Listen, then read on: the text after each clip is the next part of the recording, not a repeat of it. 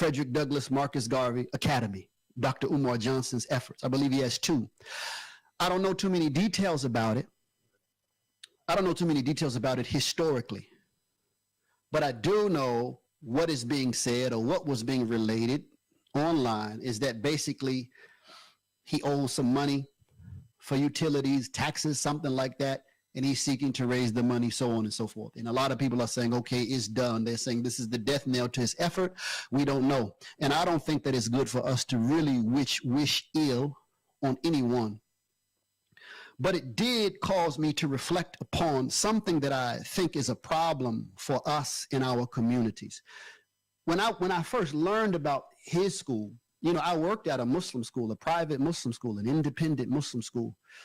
In the budget, this was in Milwaukee. I worked there for 5 years. And the budget, I think, was like 1.5 million, between 1.2 and 1.5 million. And it was a poor school. We would have anywhere between 100 and 200 students. I know that's wide, but it fluctuated like that. And really those standalone schools like we were, they really are just dealing with survival. Like we're trying to survive. We're not thriving per se. But what struck me immediately when they said, oh, he's been raising his money for a decade now, something like that. I said, no, that school's never going to come into fruition. And if it ever does, it's not going to last. Why? Because if you can't get the money to open up, again, when you're dealing with a yearly budget, an annual budget, you're not going to have if it's taking you this long just to get going, you're not going to have the wherewithal to keep going year after year consistently. Like, so it may cost a couple million to get started. I'm talking about, again, 100, 200 students. It may cost you a couple million just to get everything in place to get started. And if it's taking 20 years, 10 years to get those couple million, what do you think when you have a budget of 1.5 million yearly? It's just impossible. It just doesn't it doesn't compute for someone who's worked. Like I was the assistant director of the Clara Muhammad School in Milwaukee for 5 years. So that's just is what it is. And it made me think of something even more though. And I think that this is something that we have to take into account. And I see it as a tendency among a lot of us in terms of our leaders. One of the things that I admired about this Muslim group, one of the things that I admire about the immigrant Muslim group here in America, and one of the things that I admire about Muslims in history that I don't think we have enough with these independent, like the conscious community, the Israelites, even the Black Muslims. We want to be so independent that we want to completely separate ourselves from the system. And we separate ourselves from the system to the degree that we don't get any of the benefits that are available to us in this nation. So it's easy for those people in South Africa, those Muslims, to say, hey, go to school, get a college education, become a doctor, et cetera, et cetera. They accept clearly what the path to progress is in that nation. But for many of us in these quote unquote independent movements, it's like we're going to have our own school supplied by our own dollars with our own philosophy, we want to do our own to the extent that it becomes unreal. And the way we are even structured as institutions, they're unreal. I know a lot of independent African-American conscious movements where they run into tax problems. They run into utility problems. This is like commonly known in that field. But the fault is not the government. You already claim, like, one of the basis of the conscious people, and I'm including the Muslims in this analysis, one of your premises is that the system is against you. So if the system is against you by your own admittance or recognition, you have to take it upon yourself to be twice as good, twice as sharp, if not 3 times than the system in order to survive. And oftentimes, these institutions, I'm saying the Black church, the masjid, everything else, you have a one-man show. We don't build institutions. We build around personalities, and that's a weakness that we have. We see it with the civil rights movement.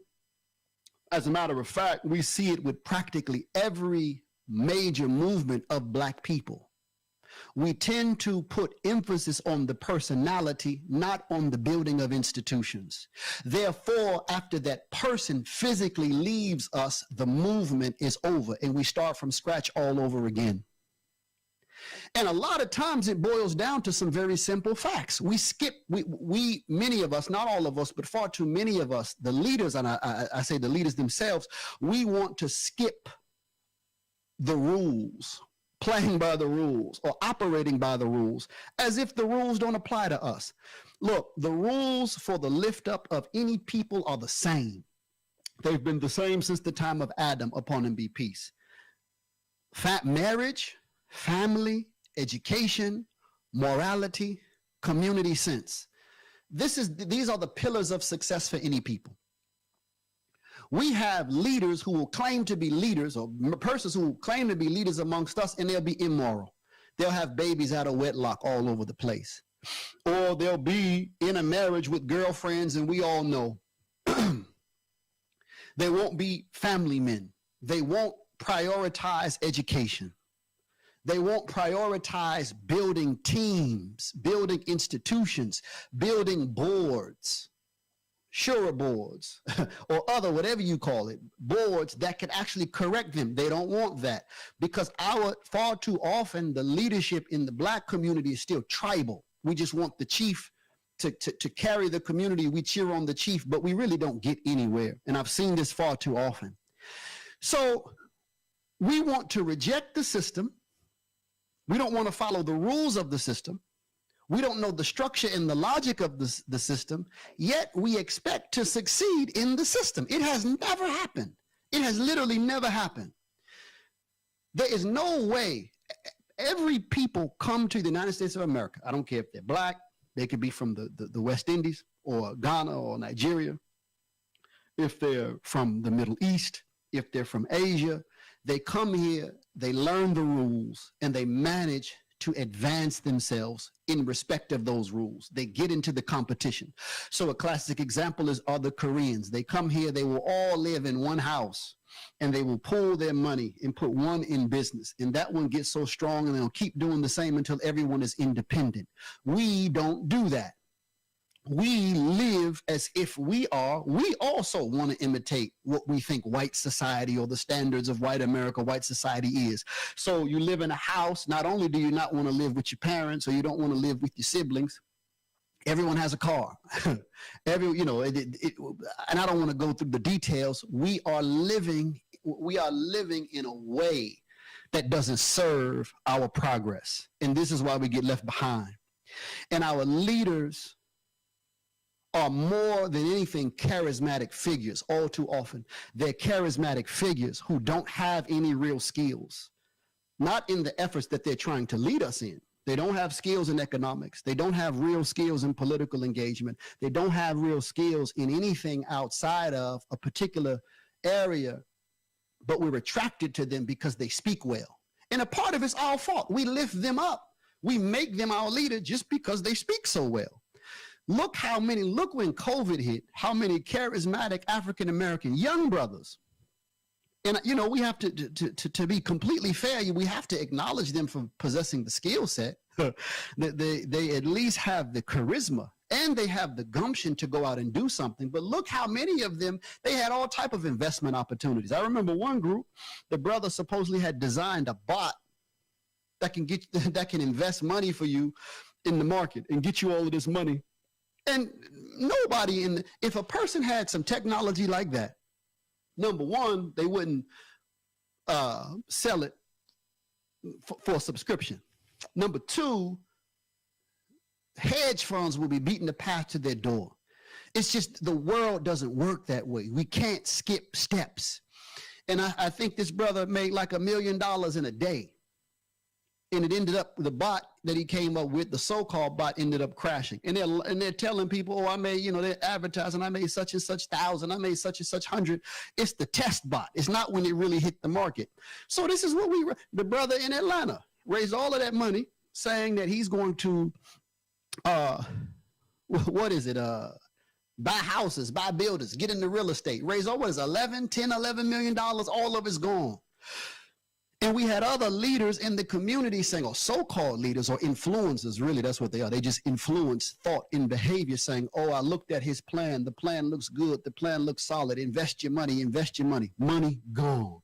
This is a problem.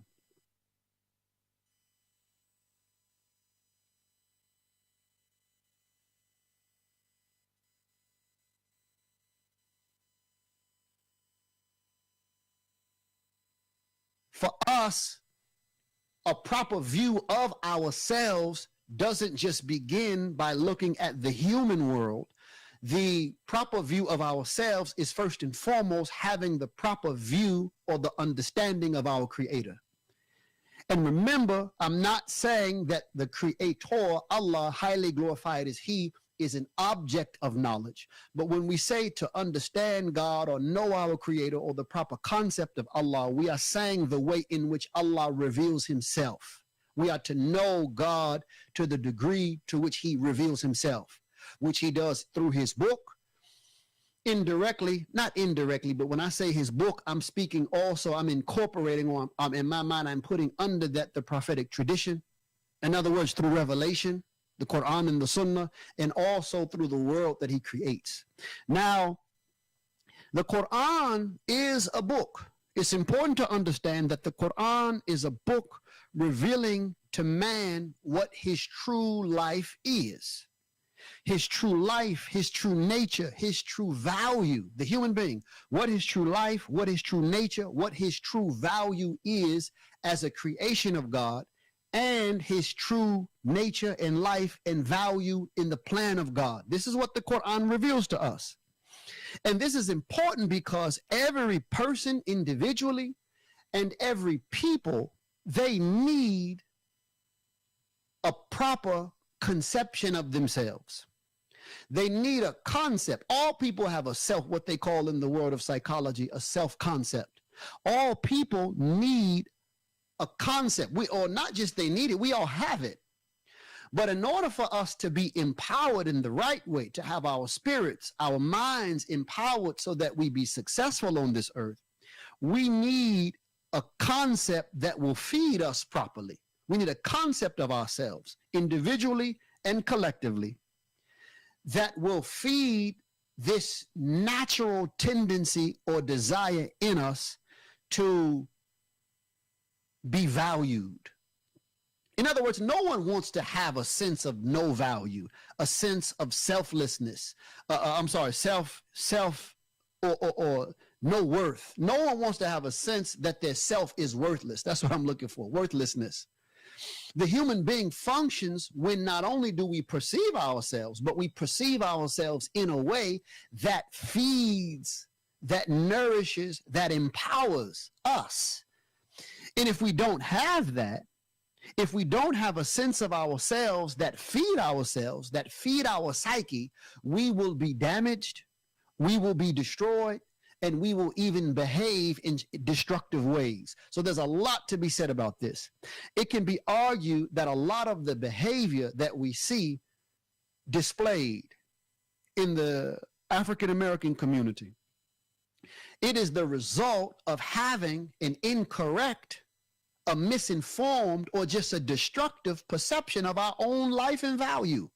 We see ourselves in a way that programs us to think and behave in a way that contributes to our own demise. We contribute to our own destruction. And it's important to understand, as we said a little while ago, that these ideas do not necessarily just come from us, but we'll mention that in a second. But the point I'm simply saying now is that every people need a perception of themselves that feeds them in a positive way. If they have a perception of themselves that doesn't feed them in a positive way, it will hurt their life. Because essentially, as a people, you are, as an individual too, you are what you think. If you believe yourself to be without value, you will behave as if you have no value. If you see yourself as having value, we will behave as if we have value. Allah addresses this need in the Quran. He says, for example, indeed there is for you, or there was for you in the messenger of Allah, a most excellent model for any whose hope is in God and in the last day and remember God much. I'm not going to dwell on this ayah right now. I'm just making the point that this issue is addressed within the Quran, and I'm giving this ayah as an example from the 33rd surah. Allah tells us that the messenger of God is an excellent model, meaning among many things that Muhammad the Prophet, praise and peace be upon him, he embodies and he represents the best of what Allah put in the human being. This is why in Muslim tradition or Islamic tradition, he is called the best of creation, because the whole universe was created and out of the universe came man on the sixth day. This is Bible and Quran. So the human being is the end point. He is the very purpose for the whole history of the universe, for the universe coming into existence and its whole history of evolution. It eventually produces the human being. And the first human being in the cosmology of scripture is Adam. And Adam himself is only the first step in a progression that will lead to Muhammad. Peace be upon all the prophets from Adam all the way to Muhammad. So Adam is as the human being, the first human being, and him being the very purpose for which the creation was brought into existence, he is the highest of all creation. But Adam is only the first step. So all of the other prophets that come from him, who are the descendants of Adam, they are, and I'm using the word evolution just in the sense of progression. They are progressions. They are higher creations, not in terms of their humanity or essence, but definitely in their performance, what they do in the real world. They evolve, again, for want of a better term, into higher and higher forms. And the highest prophet in terms of his performance and his role in the human world and thus in the whole creation is Muhammad the Prophet, praise and peace be upon him. This is why we see him on the night journey in the ascension. He ascends all of the levels of the heavens. He comes back down. That's one scene. Another scene, we are shown or we are told of him that he led all of the prophets in the salat. And there's a lot to be said about this, but I'm simply saying this to say that our prophet, the prayers and peace be upon him, he is understood as the best of creation. Another expression for him is that he is the perfect man, the complete man. And as the best of creation, as the perfect man, as the complete man, he is also the model for anyone who hopes to meet God. We cannot follow a model that is outside of our capacity to emulate. What I mean by that, to make this very plain, we do not have, the human is not to have an animal as his model. The human is not to have a non-living thing as his model. The human being is not even to have an angel as his model. A model in and of itself, just dealing with the concept of model on the surface, it implies that something in that thing is replicable. It can be reflected. The behavioral pattern can be repeated in me. This is not to say that 1400 years ago, President peace be upon him, said the life of the Muslim is to be lived in us or by us seeking to become Muhammad, meaning the behavioral standard, the standard of obedience, the standard of taqwa, the standard of all beneficial qualities, and there's nothing non-beneficial to know about him or to see of him. It is a standard that we are to seek to achieve. Now, what's very important for us to understand all the way, right away at this point, is that the model of Muhammad sallallahu alaihi wasallam as given in the Quran is not restricted to, or it is not contained in that which is local. In other words, Allah never puts before us his ethnic, his racial, his cultural existence as the standard or as the model. That's not in the Quran. No one can show you that. And the scholars of Islam have had discussion about these issues, like what constitutes following the Prophet?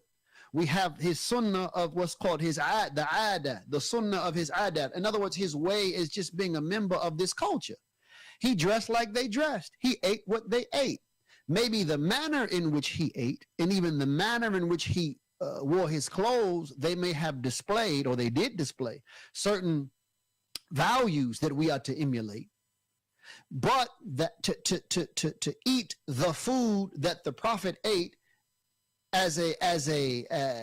just as an act on its own, the discussion is that what God wanted us to do? In other words, did God want the whole world of mankind to become Arabs culturally? The answer clearly is no. Now, there is a side discussion, like if someone wants to dress like the Prophet and do these sort of cultural things with the intention of worship, there's an opinion that that counts as worship. That's not what we're talking about, though. And that's not the main point. I was going to go in that direction, but it's not. I don't want to focus on that. The point that I'm making right now, which must be clarified, even when people say things like, you all are following, you all are reading a book in another language, et cetera, it's very important to understand how limiting these arguments are, because the language of the Quran was a language that couldn't even be replicated by the Arabs. It could be understood by them, but it couldn't be replicated by them. The Arabic itself was like the raw material from which the Quran, it was used. And I've used this analogy before, like when you think of a music scale, the C scale, you can play the most simple tune or the most simple song on the, Mary Had a Little Lamb, and then you can also produce some type of concerto, some advanced classical piece or jazz piece with the same scale. So the scale is just the notes. It's the material, the usage, the arrangement, the complexity of how those notes are arranged, that determines the quality of the piece. So the Arabic language was the material, but the Quran is the highest expression. It was the material, it was the resource, but the result, the speech of Allah, was expressed through the Arabic language, and Quranic Arabic was higher than, and it remains the standard of Arabic expression. This is a fact. And when the Quran enters into other cultures, as it did in West Africa, as it did in Persia, as it did in India, as it did in East Africa, it also altered those local languages and lifted those languages up to higher standards. Now, to be fair, this also happened in other traditions as well.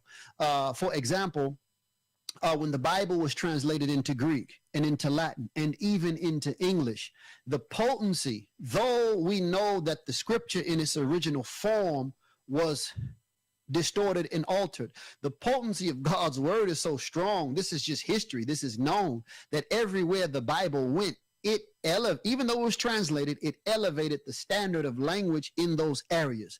This is just the potency of the speech of God.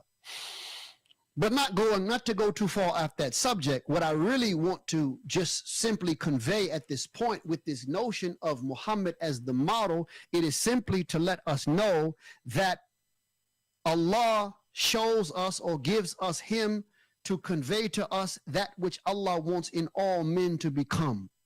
And the focus is in his essence, in his soul, in his human attributes, which are universal, not particular. And I am making that broad point simply to convey the idea that the Quran obviously wants for us to have access to a positive, a strong, a nourishing concept of what we truly are individually and what we are truly as a people.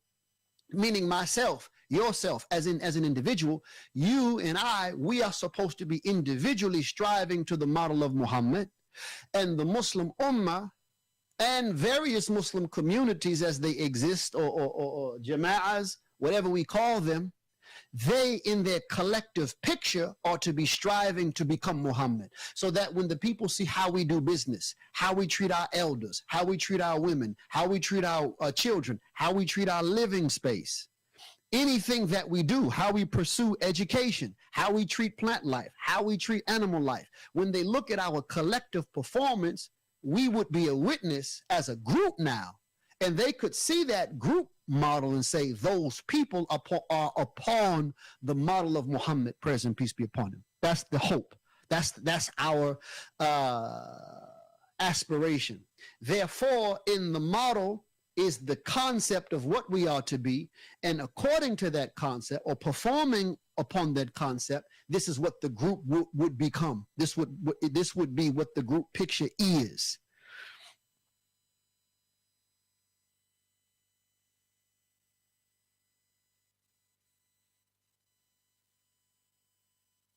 All right, man, let me just throw this out there. Bernie Sanders once said something that made me sit up like, wait, what did he just say about Islam? And it's not some random opinion. It's a bold prediction that actually lines up with what Muslims have been saying for over 400 years.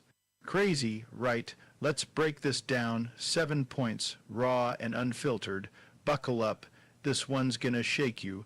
You know what blows my mind? Empires rise and fall like reality TV shows. Rome was invincible, gone. The British Empire ruled half the globe, gone. The Soviet Union, blink and it was gone. But Islam's still here, not just barely breathing, thriving. That's insane when you think about it, because it's not powered by politics, it's powered by truth. And truth doesn't retire. The Quran literally calls this shot. It is he who sent his messenger with guidance and the religion of truth to make it prevail over all religion. 9:33, notice the word, truth, not popular opinion, not viral trend. Truth, and truth has this stubborn habit of sticking around when everything else falls apart.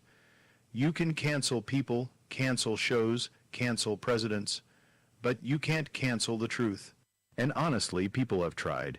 Islam has faced wars, colonization, propaganda machines, Hollywood stereotypes, Fox News specials, you name it. And yet here we are in 2025 with Islam being the fastest growing religion on earth. How do you explain that? That's not marketing, that's not branding, that's divine momentum, like a wave that refuses to stop no matter how many times you try to block it. It's almost funny when you see history try to play tug of war with Islam. Mongols tried to wipe Muslims out, ended up becoming Muslim themselves. Colonial powers tried to erase Islamic identity. Muslim revival movements came back stronger. Even in the modern age, where people say religion is dying, Islam's like, nope, we're just getting started. It's the underdog that never quits. And everyone loves a good underdog story, and here's the deeper part. Islam's survival isn't just about numbers, it's about hearts. People aren't joining Islam because someone forced them. They're joining because it makes sense. The Quran isn't outdated, it's timeless. Science confirms things it said 1,400 years ago. Psychology is catching up to what the Prophet taught about mental health, habits, and community. That's the secret sauce. Truth is self-renewing. It stays relevant. Think of truth like oxygen. You can't see it, but you need it to survive. And when people suffocate in lies, materialism, fake happiness, empty promises, they start gasping for something real. That's when Islam shows up. It's not flashy. It doesn't need a PR campaign. It just says, La ilaha illallah. There is no God but Allah, pure, unshakable truth. And the soul recognizes it instantly, like oxygen filling your lungs. So when Bernie Sanders said Islam has a future, he probably didn't even realize how prophetic that sounded, because the truth of Islam doesn't need permission to exist. It doesn't wait for approval ratings. It just outlives everything else. Every failed system is a reminder that Islam isn't fading, it's enduring, and the real shocker, we're only in point 1. Because if Islam's truth is this unstoppable, wait until you see what happens when people start realizing it's not just about survival, it's about total transformation. Look around today. People are exhausted, man, not physically, but existentially. We live in the age of infinite scrolling, endless Netflix shows, TikTok hacks, Instagram dopamine hits. Yet everyone's more anxious, more depressed, more lonely than ever before. It's like we've got a buffet of entertainment, but we're starving for meaning. That's not living, that's spiritual junk food. And that's exactly what Bernie hinted at. People aren't buying empty slogans anymore. You can't just slap a hashtag like #live your best life and expect people to feel whole. They're done with fake vibes. Deep down, people are craving something real, something timeless. That's why Islam stands out, because it doesn't just hand you motivational quotes, it hands you an actual roadmap, a way of life. The Prophet said, "The most beloved deeds to Allah are those that are consistent, even if they are small." Notice how real that is. Islam doesn't pressure you to climb Mount Everest every day. It says, start small, stay steady, pray, be kind, give charity. It's not about hype, it's about habits. That's the kind of consistency modern people are dying for. Because hype fades, but habits build lives. Think about how the world sells emptiness. One week it's buy this course and you'll be rich. Next week, drink this shake, you'll be happy. Then manifest this energy, you'll be healed.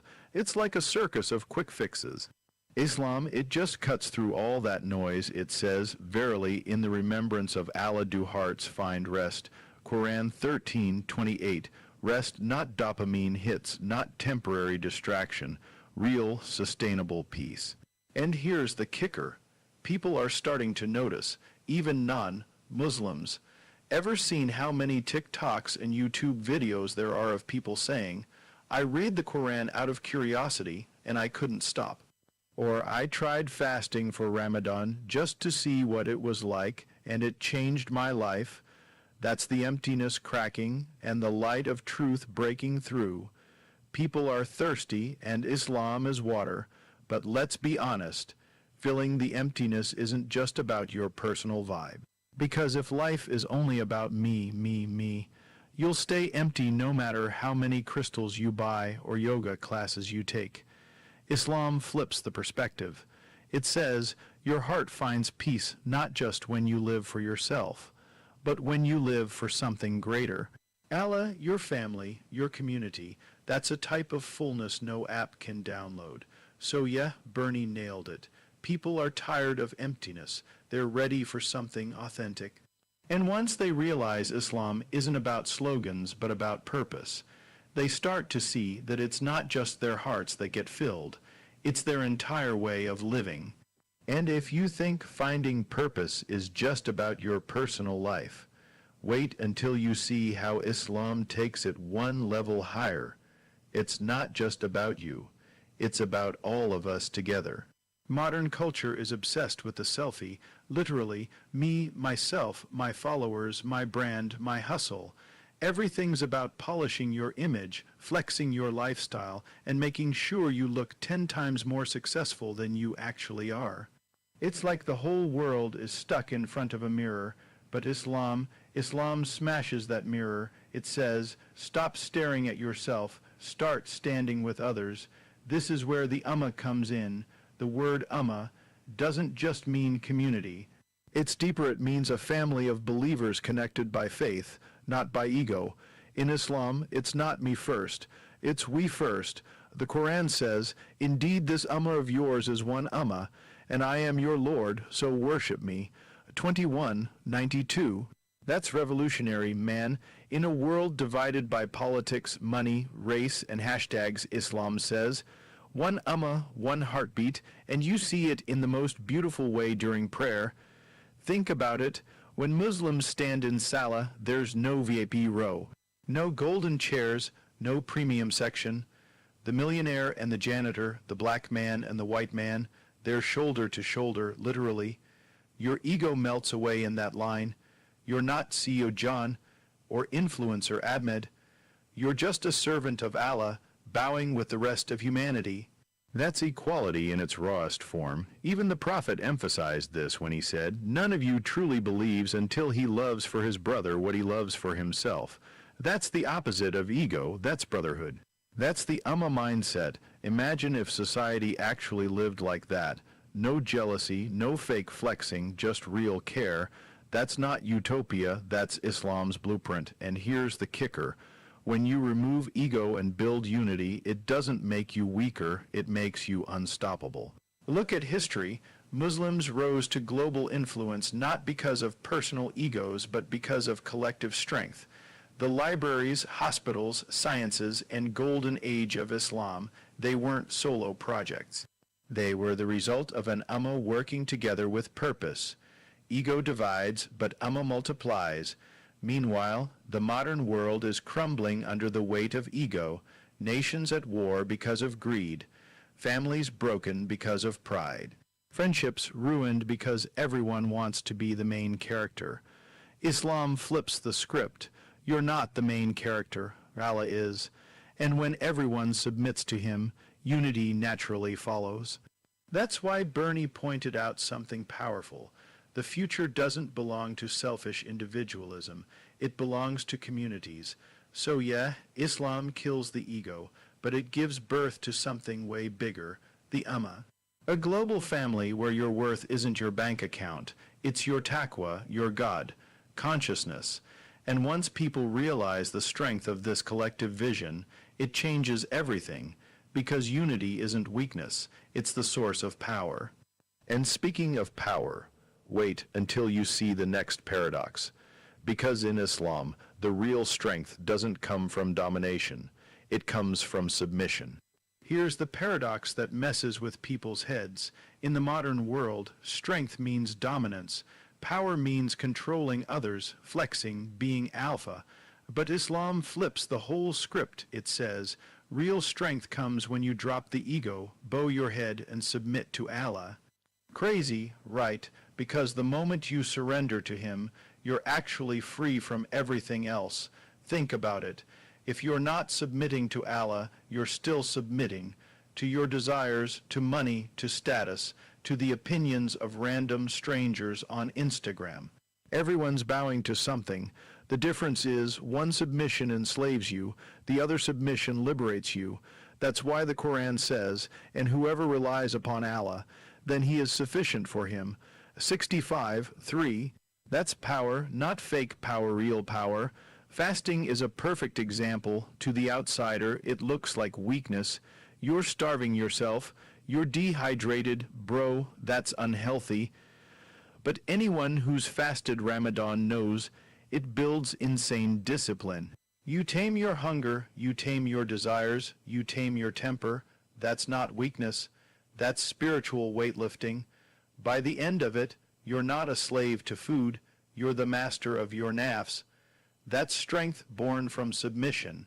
Same thing with prayer. 5 times a day, Muslims stop whatever they're doing, business deals, sleep, Netflix binge, and submit. You might think that's restrictive, but in reality it's training. You align your soul 5 times a day, and that structure gives you more focus, not less. The Prophet said, "The strongest among you is not the one who can overpower others, but the one who controls himself when angry."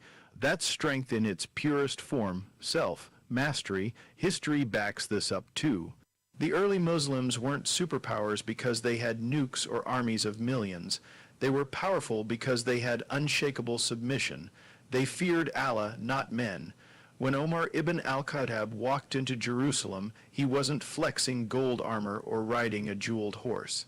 He walked humbly, in patched clothes, yet the whole city handed him the keys. Why? Because submission to Allah gave him a dignity the world couldn't deny, and honestly, that's what today's world is missing. Everyone's chasing empowerment, but it's usually just another form of slavery, addicted to likes, addicted to money, addicted to being seen. Islam says, strip that all away, bow down to your Creator, and suddenly, you don't need validation from anyone else.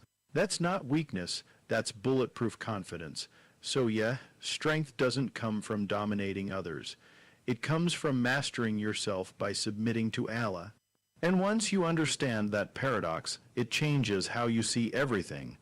Because that strength doesn't just protect you personally, it shapes how you fight against injustice. And speaking of injustice, get ready, because the next point will blow your mind. Islam doesn't just preach justice. It makes justice the very core of its existence. Here's where Islam really flips the table on society.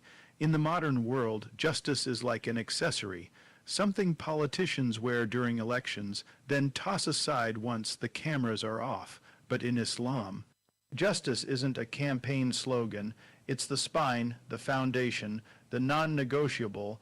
The Quran literally says, "Indeed, Allah commands you to render trusts to whom they are due, and when you judge between people to judge with justice."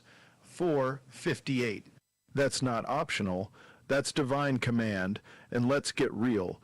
Justice isn't easy.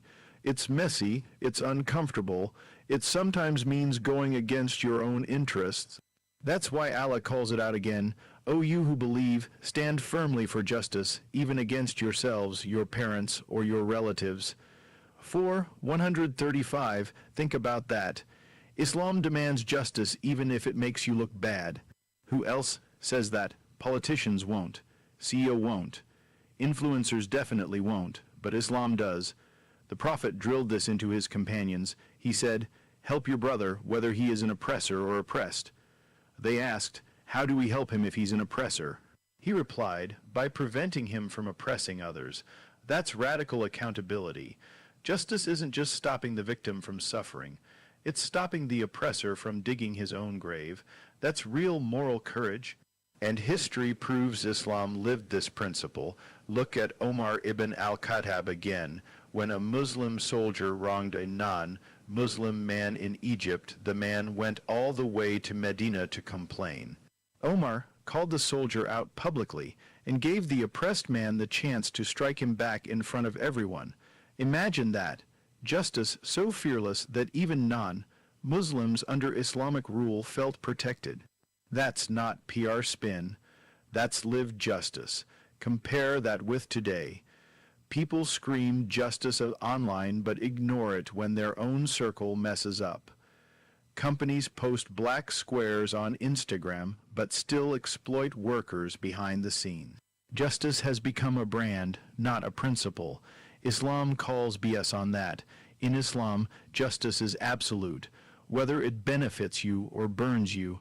That's why it's not an accessory, it's the core, and here's why this matters for the future.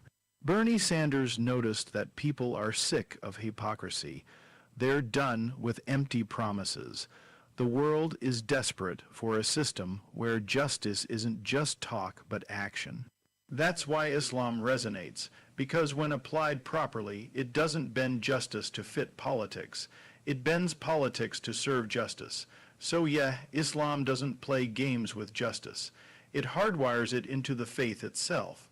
And once you realize that, you see why Islam has the potential to lead in times of chaos. Because when everything else is built on lies, only truth and justice survive. But justice alone isn't the full picture.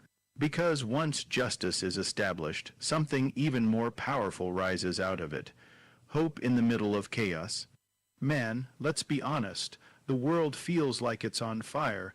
Turn on the news and it's war here, corruption there, climate disasters, families breaking, mental health collapsing. Everyone's scrolling through chaos like it's a horror movie we can't turn off.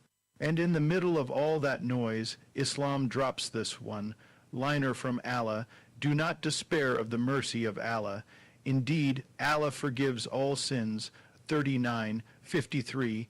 That's not just a verse. That's a lifeline thrown into stormy seas. Because here's the thing. Hopelessness is the silent killer. It's worse than hunger, worse than exhaustion. When people lose hope, they stop fighting. They stop living, they give up. And that's exactly where Islam steps in. It says, no matter how ugly your past is, no matter how messy the world looks, there's always a door open with Allah. Always. That kind of hope is revolutionary when you're drowning in chaos. Look at the Prophet himself. He was kicked out of his city, mocked, boycotted, hunted down. His companions were tortured, killed, stripped of everything.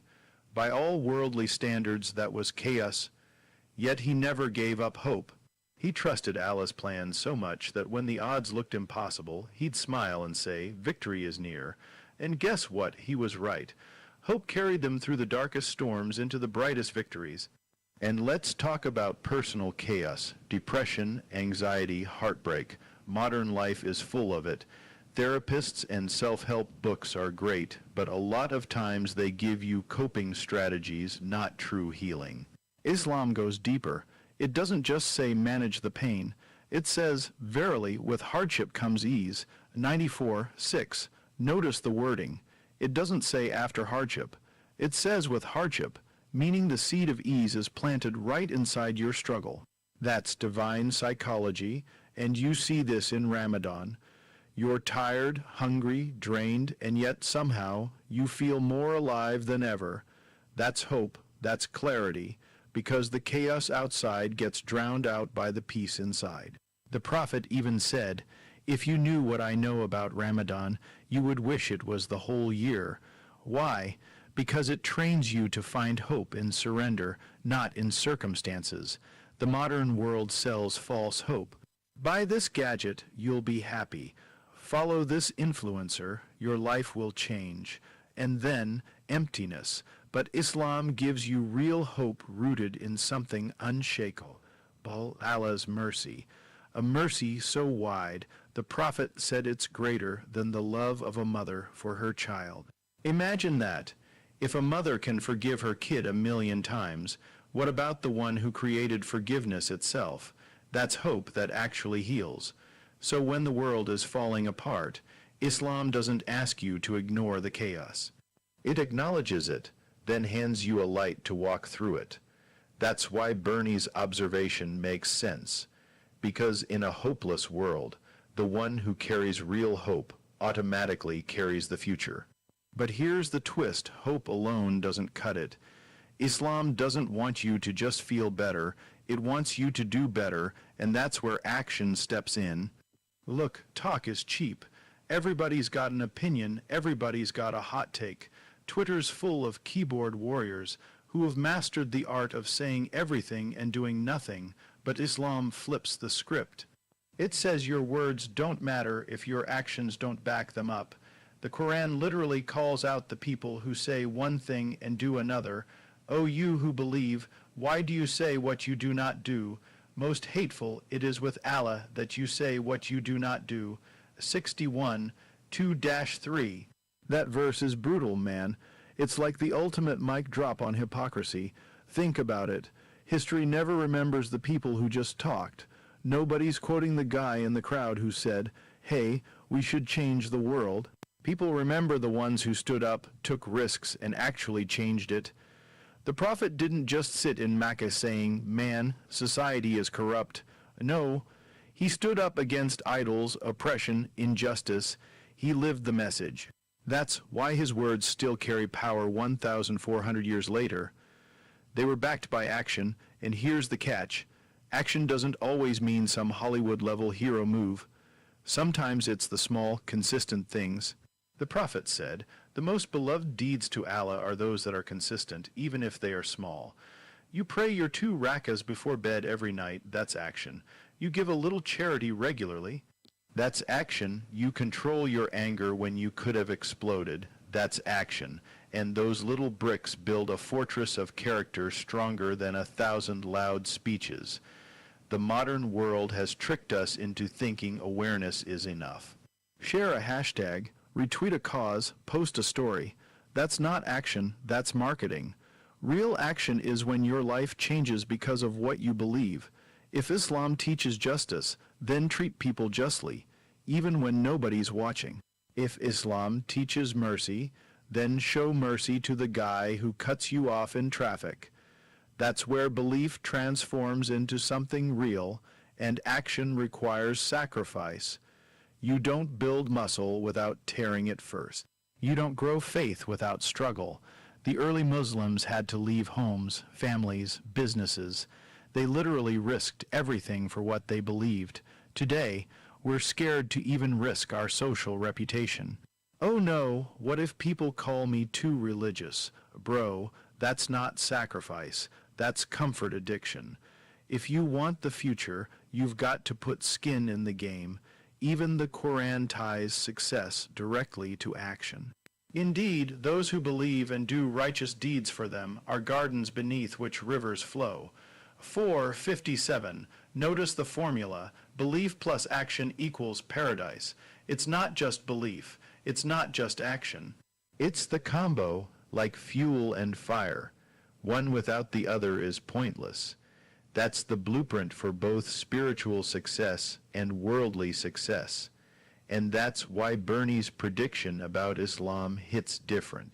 Because in a world drowning in empty talk, the faith that pushes you to do, to live, to act, to stand, to sacrifice, that's the faith that carries the future. Islam isn't just about what's said in the mosque.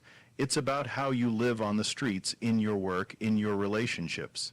That's why action is everything. But here's the question we've got to wrestle with if action is the key. What kind of action actually unlocks real change, both in our lives and in the world? Man, here's the thing. We can sit here all day breaking down Bernie's prediction, talking about history, politics, spirituality, but at the end of the day, it's not about predictions, it's about you. It's about whether you're just listening or actually gonna move. Islam's not some abstract philosophy sitting in a book on a shelf. It's alive, it's breathing. It's about hope when the world feels hopeless, discipline when everyone's lazy, and action when everyone's just talking. And honestly, that's why it's shocking people, because it's not just words, it's a blueprint, and blueprints don't build houses unless you pick up a hammer. So yeah, Bernie might have made a bold prediction, but the real bold move, that's you taking ownership of your life. You stop waiting for the world to fix itself and start fixing what's in your control. Like the Quran says, indeed, Allah will not change the condition of a people until they change what is in themselves. 13:11. Boom. Straightforward, no excuses, and I'll tell you this. Don't overthink it. Start small. Pray consistently. Be kind when you don't feel like it. Give when it hurts a little. That's action. That's what builds momentum. You do that long enough, and suddenly you're not just living in Bernie's prediction. You're proving it right. And look, if this hit you, if it got you thinking, don't just bounce to the next video like nothing happened. Sit with it, let it challenge you, and then, yeah, do the usual YouTube stuff, like drop a comment, hit subscribe, but don't do it just to support the channel. Do it because you're saying, yeah, I'm in. I want to be part of this conversation, part of this movement. Because at the end of the day, words fade. Algorithms change, but action, that sticks. That's what makes you unforgettable. That's what builds the kind of legacy Islam's been building for over 1,400 years. So the real question is, are you just gonna keep scrolling, or are you ready to move? Yes, greetings, Things in Times Culture Expression Day with you. I continue to put the truth. Know ye the truth. Yeah, and if you're not free, you'll be free. And if you think you're free, then your spirit will be free. But this is other than Africans telling you about Al-Islam. This is Bernie Sanders. He didn't fall off the bed. He never get no money. And nobody never convinced him but himself and reading of the Quran and watching Muslims do what Muslims supposed to do. You understand? And him never get invitation to Arabia and get airplane and $500 billion to say what he said or what he has been saying and so on. And he's not the only one, because I have more. You know what I mean? It's not the persons are old, but they're from the 80s and 90s. Scientists, researchers, biologists, doctors, and so forth, that read the Quran, examined the Quran, and decide, you know what? This is it. You know? So that's what me I advocate, you understand, to people. right? But there are people who are very argumentative, yeah, you know what I mean? Because we're humans. But look at this week and look at um, Gaza. The people them call we animals. Trump call an African American man an animal. He never called the action of the person. I said these animals. You understand? So we have to realize that a people them who keep grinning and everything, their ancestors show us or taught us this word racism. And we came up and was traumatized, beaten and killed, abused, humiliated by it. But then we try to explain to them for some reason where and how it hurts us. So then a word came up called systemic racism, meaning that's in the institutions, you know. It's on the bus, it's on the train, it's in the post office, it's in the stores, it's in education, schools and colleges and so forth, and even the very police. So we actually help them to look at themselves and tidy themselves up. So now they've come of age, and I'm being saying when I was working, ignore the people them. Once them the manhandle us, just ignore them. And that came from my father, you know. It's my father that said, they are bastards. And what we need to do is explain to them why. Because they come from us, the first humans on this earth. It's not that we're spectacular, we're super this and that. Just let them know the origin of the species on the earth. They're part of that. But it just happened that the first one was an African. My father, you know, I tell you, my never used to say nothing to me about activism and things like that. You know. I just want to know, say, if anybody lick you, now, me must know first. Yeah. So, Daddy, love you bad. I tell you, I may never see them think about you, you know. That me love you. You understand? Yeah, man. But, yeah, this conjunction. So it's not that people them wait till them get old and acknowledge Al-Islam, you know. You understand? It's just that the conditions of certain countries and peoples, there's inhibit the people them. And most people them don't read nothing about Islam. It's here them are here. Like now people them don't know where ISIS gone. Them don't know where all these groups that America and England kept telling people about where them gone in. But when them tell we one of them is now the government of Syria and another splinter group is in Libya. Huh? But they don't give us no name of them, but they are part of these things that was meant to make Muslims look dirty and call us terrorists and everything. You understand? And the propaganda did work, but 9/11, the propaganda backfired because more people in America embrace Islam than ever. On their own inhibition, their own volition. Huh? And the Muslims were meant to be the people that bring down these two buildings and everything. And up to now, different peoples are saying different things. You know? It's just like when Timothy McVeigh and these people did their thing, them say we did it. Blow up the FBI place and all kind of, the child care and everything, right? Them say we did it. All the newspaper run with it. And then it wasn't us, it was homegrown. Then David crashed them, they mash up the place, burn down the people, them. They run out of space and tolerance, and it was in their own country. Then it showed no tolerance in discussing and coming to some amicable conclusion or reason.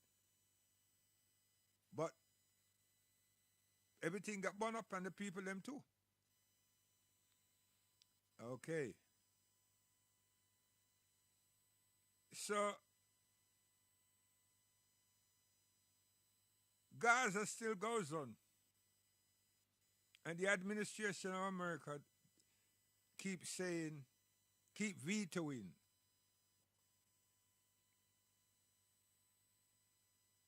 But somebody that's a friend of a friend and part of a party got assassinated.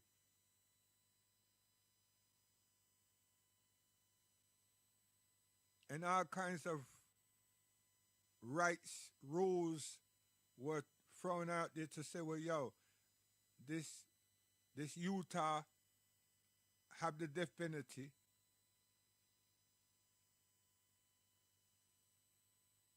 And so on. The point I'm making is that don't be no for frightened.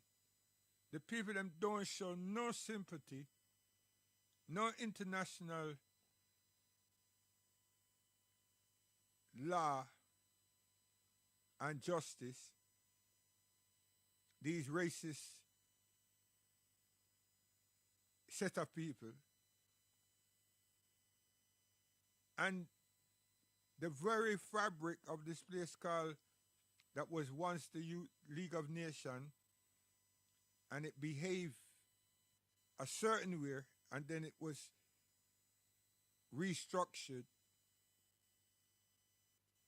to embrace Africa and other people outside the so-called Caucasian realm. And then it was named the United Nations. But that which was the tolerance, the behavior, not tolerance, the behavior of yesteryears of the League of Nations consistently returns when it comes to people outside of their remit. The Middle Eastern people, the Asian people, and the African people.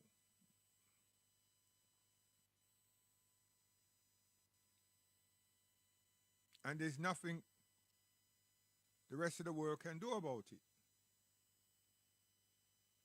The League of Nations, the International Criminal Court, we always used to say that was done for Africa, because the most people that we ever see turn up there and stand trial were Africans. It took some time for something to happen, which was Bosnia.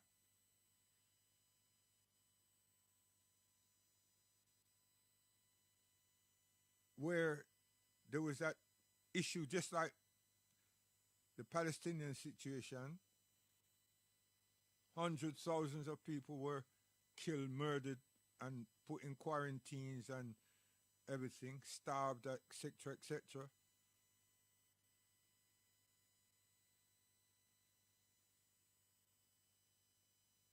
But the individuals were found, but they didn't televise the show, the court case, but they were found. They were captured, they were arrested. It took some time. It wasn't like an immediate situation.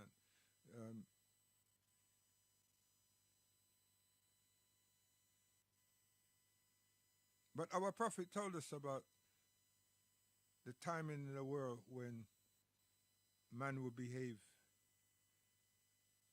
in this manner. Because Allah subhanahu wa ta'ala told him.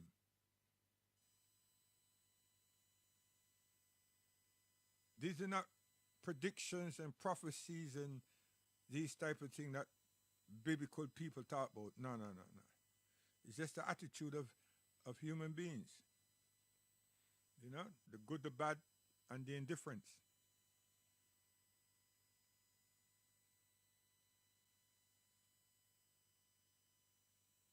People have been trying to vilify the Prophet Muhammad, peace and blessing upon him, for centuries. And in my lifetime, I've been hearing it, reading it, and so on. And some who wrote or say derogative things says at the end, when you fully read their book or their little transcript, that for him to reach or to accomplish what actually happened, what he did, he cannot be of this earth, or he's what every man or every human should be. And then you think like, wait a minute.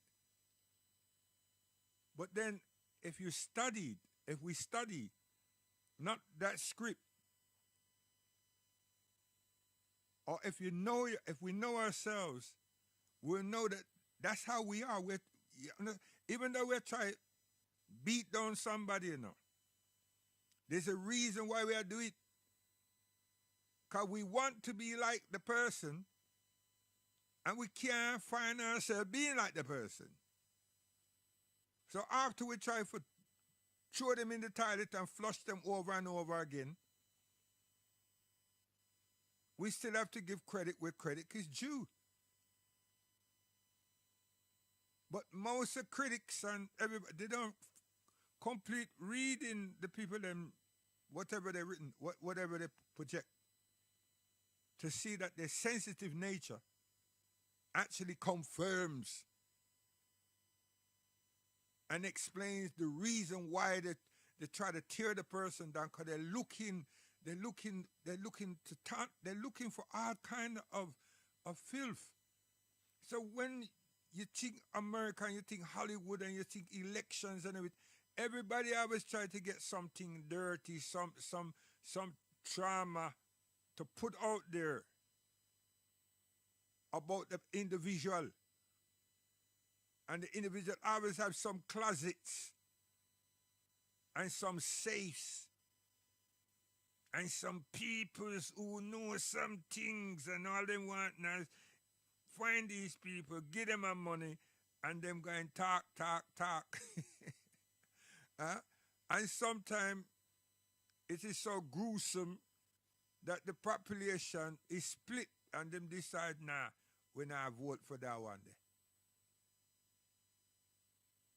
I grew up with that nonsense. So you can never find any one of these presidents, prime minister, and everybody that is just and moral and sincere and so on. There's always something, pedophilia, this, that, thieving, wife swapping, all kind of thing. A lot of filth and injustices that these people are being involved with are not. They're part of some ring of peoples. You understand? And yet still them say them a Christian. But is it there to say that? Most of the time, when them there, when they go to court, when them get catch and everything, them say that. Them just call out for them Lord and Savior Jesus Christ and everything. And him not turn up. Whoever that name belong to never turns up. Because our money them I work with to rescue them, our contacts. And sometimes the money not work and the contacts not work. And sometimes the contact works. But within a year or something like that, the person gone missing. And you think like, wait, what happened? Right? Them catch dead. So you don't know if them die from worries or they were just got rid of. Because too much have happened. And that's been the world that I've been living in, and a lot of us been living in. we've been experiencing. Serious thing. A lot of dodgy things. A lot of, and by the time you hear the thing, export the thing, a lot of filth. And like in America right now, you know what I mean, for the last so much years, black man, black African American people have been indulged in the thing. And enough we thing. Them kind of despicable actions are not ours. In Africa, in the diaspora. Right? But then we submerge ourselves because we have integrated. And we want to make money and we want to be like those people. So we dress like them and we act like them. And we enact things, you know what I mean? And we go get schooled by them. And that schooling is that our moral principles and distinction between right and wrong and good and bad behavior is not looked upon. So we don't deal with justice. The only justice that happens is when any of us get caught, not us, them get caught, and them go to court. And even them times they buy in the justice. A friend of a friend is meant to tweak the justice for them favor. So we don't see justice with fairness. And justice meant to be of fairness. And it meant to project a distinction morally between right and wrong, based on our humanness within the earth, and not just some tribe and some society. No. And so it's supposed to be. And we all know this. But the people them who call themselves the power, the first worlders and all of these things, them tweak things and change things. Presidents and prime ministers, first worlders, and so on.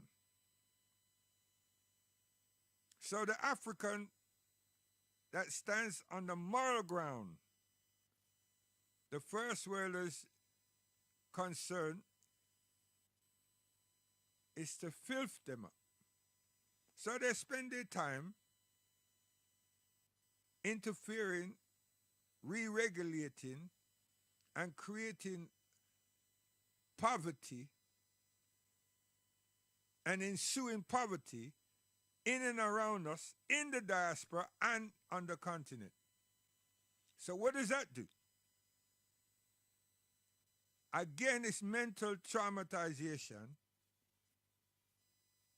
and we are mentally struggling, and then we suffer from mental health ailments.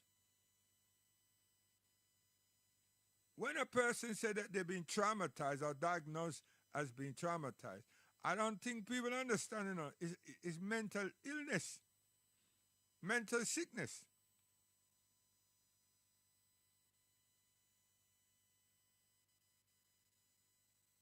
Now the people them need to be moved out of the vicinity. And they need to be cared for. But some of them does get this passive, these placebo care, but they're in the same despicable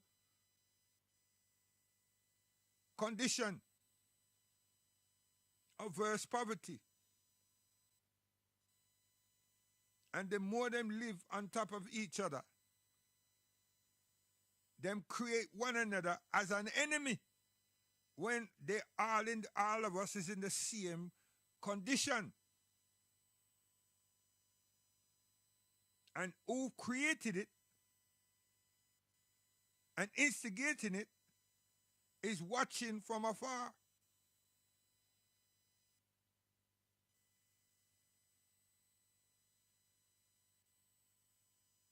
Now different changes of civil servants come, and then gentrification appears to be working. What? They move them from that particular space That's some of them in a prison. That's some of them in a mental health institution. And that's some of them in another poverty-stricken area to which now they don't know nobody there. And their condition even is worse.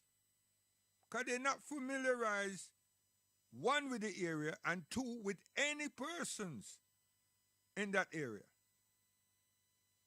So instead of standing straight, they finish up with a hunchback. Instead of developing a vocabulary, they don't have any. Their sensitive nature and their sensibility is now become dormant. Mental health again. Not again, continue. Is averse mental health now. What happens next? Drugs. Whose drugs? From the health service. They spend more time sedating people and giving people all kind of experimental drugs. And we don't really know what my name is and where am I coming or going and where I just came from. Automatically, we don't know our names. Now we're in a bigger and a worse condition. And some of us who comes out of that institution might as well be staying there because now we're outside on our own, lacking survival skills. No communication skills, no employable skills, no place to rest. I mean, this is what happens to a lot of African in the diaspora, and what also happens to a lot of Africans at home. Beg your pardon. I want to go to my musical Bible.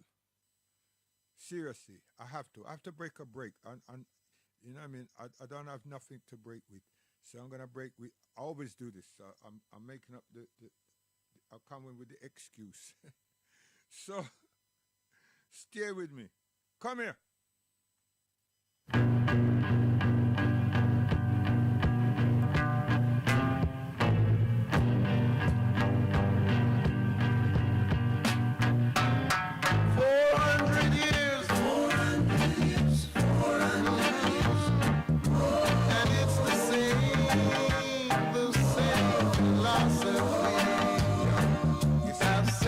You see with me?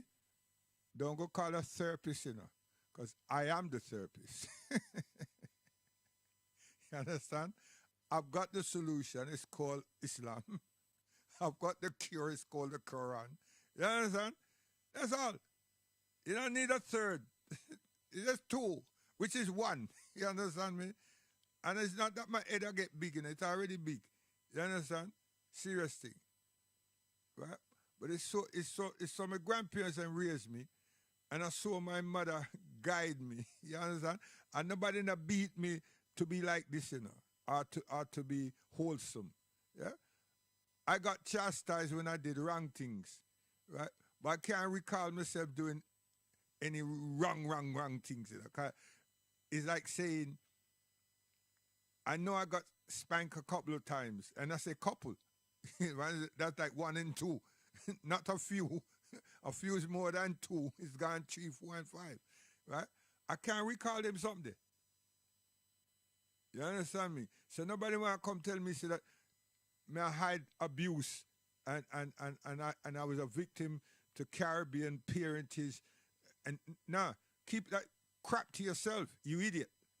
You understand? Because I've not assimilated and I've never assimilated, and I now tell lie against my mother, my father, my grandmother, my grandparents. Never. What for? You understand? Them love me and I love them back. You understand? And without them, I couldn't exist. So it's not like them beat me and I'm and I lie for it. Never. They never had to beat me. Them just love me enough. Stop it, Arville.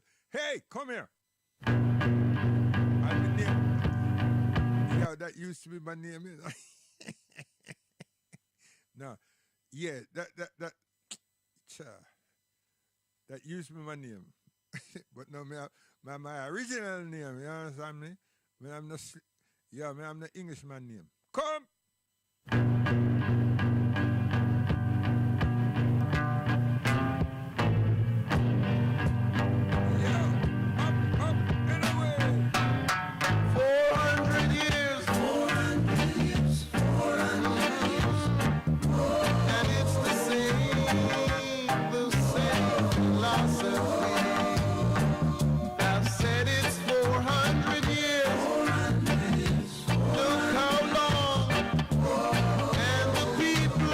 You man them who have some reggae tunes them from back there in the day, you know. You can join me, man. Don't copy me, you know. Because you must come original. You understand? Make your soul relax and everything. And remember your culture and stop going like a vulture and everything. You understand? And just select some rhythms them and stop play around the girls them, the young picnic them, and just, yeah. Raise your consciousness and teach the young them, guide them aright. We owe it to them. If you don't think you owe it to them, I'm telling you, we owe it to them. So don't just sit there and roll up a spliff, you dumb fool. You understand? Reason the youth them and make them know that without them son there, and the morals and the wisdom and the roots and the culture, you would have existed in a Babylon. Tell them the truth. Come here.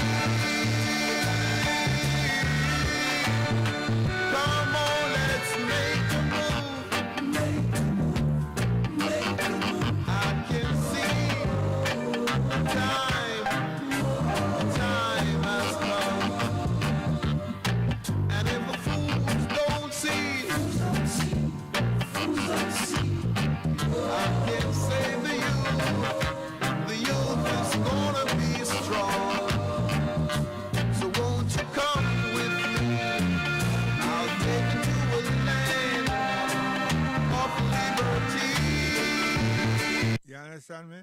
I tell you, man. But you see me now, I have to be careful of the Mali them, you know, because there's a restriction them put on people. You know what I mean?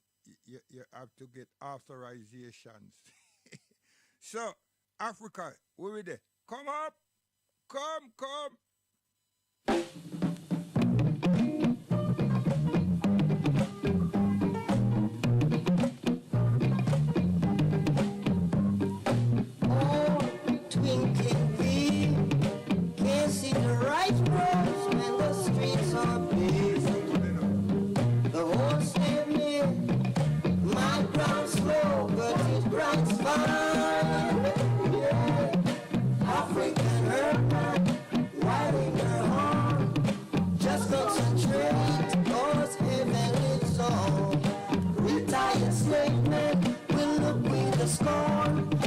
Transplanted heart.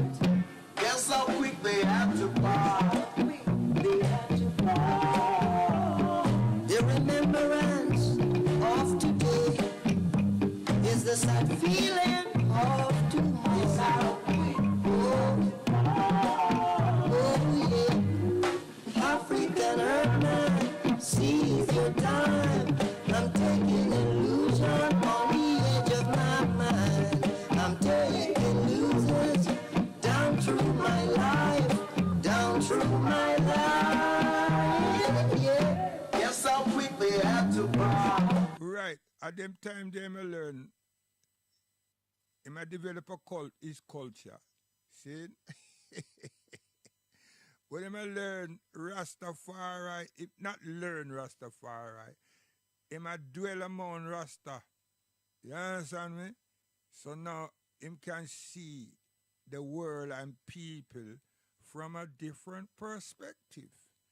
And him have appreciation for nature. You get it? You understand me? Yes. And him spirit are free up. You understand? Not close up. The ideology of Babylon, we're not allowing it to penetrate. So that's what I say.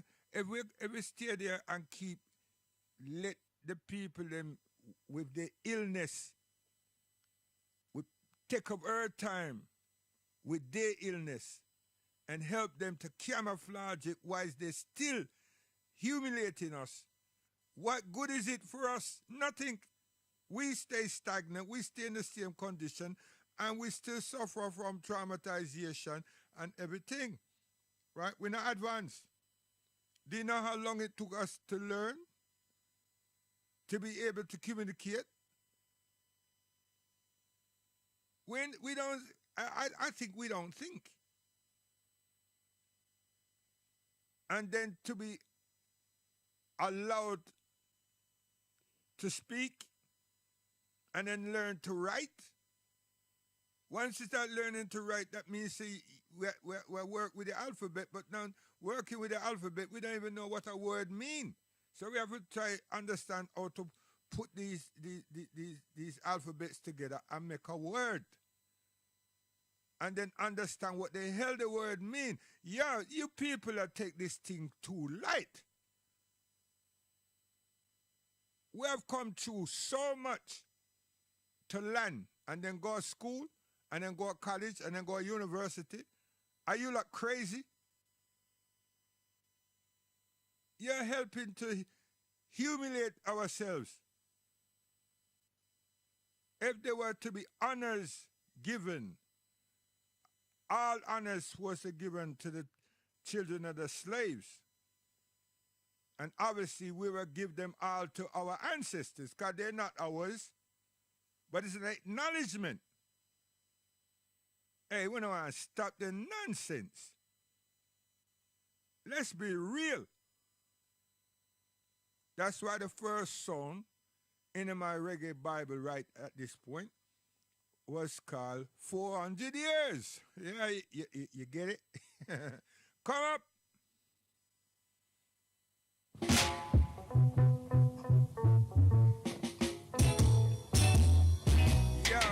Lord, I gotta keep on moving. Oh gosh, man. Far right. Naya Bingi.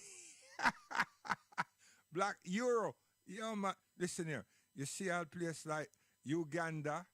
You see a place like Tanzania, Kenya. You understand? Big for us, you know. You're joking, man. Come here, boy. Ups and away. Big song. Listen. Lord, I gotta keep on moving. Lord, I gotta get on down. Lord, I gotta keep on moving where I can be found.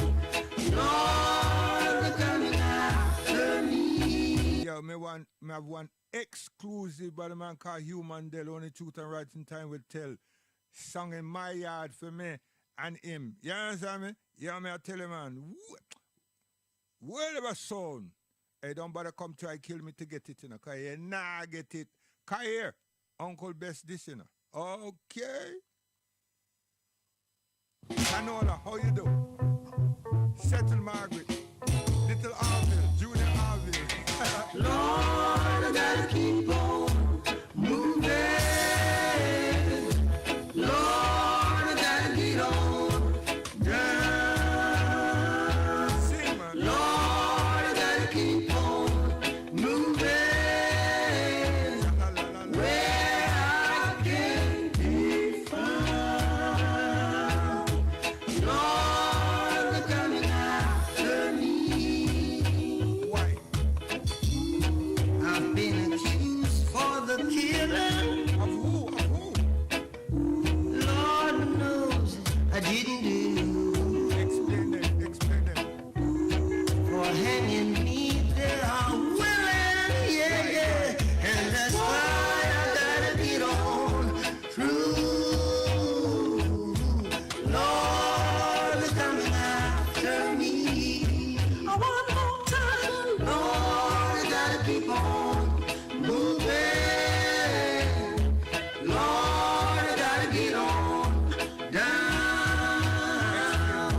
Lord, I gotta keep on moving. Where I can be found. Lord, they're coming after me. Now listen. I've got two boys and a woman.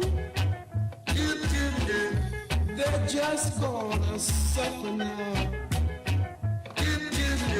Lord, forgive me for not going back. But I'll be there anyhow. I'll be Yeah. coming after me. Now listen. I've got two boys and a woman. Speak it. They're just gonna suffer now. Lord, forgive me for not going back. But I'll be there anyhow. I'll be there anyhow. One more time, so Lord, I gotta keep on moving. Lord, I gotta get on down. Lord, I gotta keep on moving. Where I can be found. Lord, they're coming after me. Now maybe someday I'll find a piece of land somewhere not far near anyone. Then I'll send for my love, love, love, love, sweet woman and my two grown-up sons. My two grown-up sons. Yeah, yeah, yeah. When me I tell you, man, them two that make water when up me, you know, me I tell you, man, and not lie that. Mommy, daddy, me I tell you, no, man, sweet. Yo, born me nice. Come.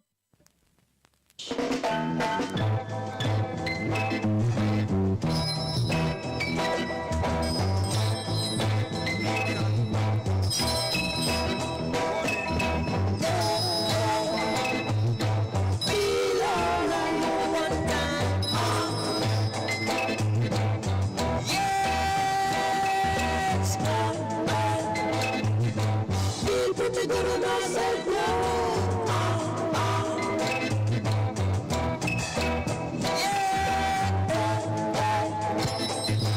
Feel alright,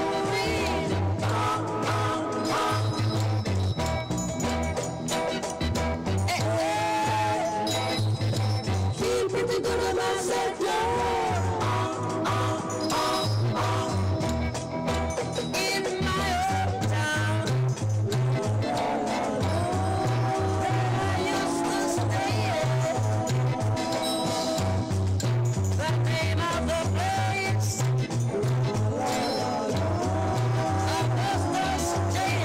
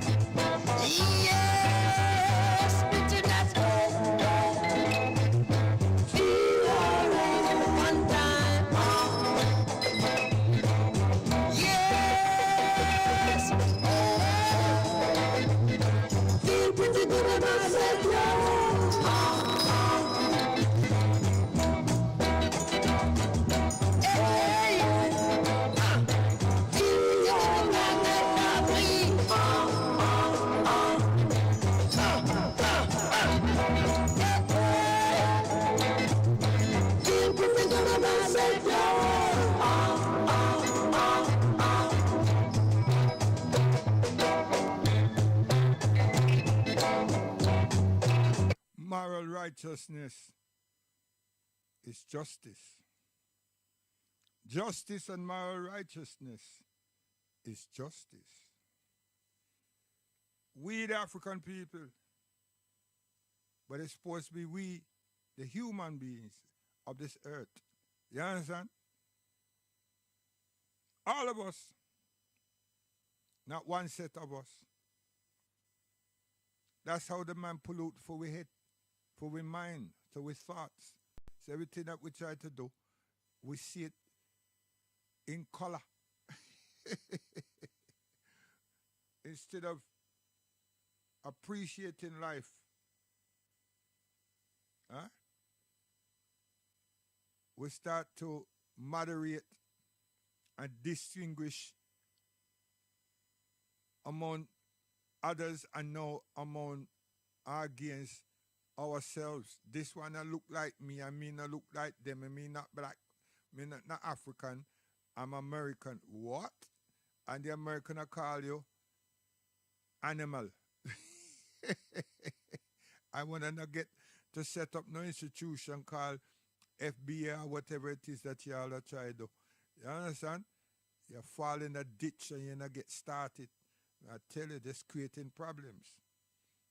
And then one of your subjects, them go kill somebody that don't look like him, don't have nothing to do with him and everything. And now I'm going to get death sentence. Lord have mercy. Come, make sense of all of that nonsense. You understand? So justice is not just in the court, you know. We have to live with justice. You understand? When Allah subhanahu wa ta'ala tell the Prophet sallallahu alaihi wasallam about justice in relation to human beings on this earth, we, the people, it wasn't the court, it was the way we live, the way we conduct ourselves. You understand? And as we develop, it become a lawgiver. You understand? So people define another person based on them character, whether they're being just, unjust, whether they're being righteous and morally conscious, and so forth. We're not talking about people that tell lie and run up their mouth, you know, true to their actions. You understand? Their actions and inactiveness. You understand? Because somebody can come with a reasonable complaint. You understand? And the minister or the sheriff or the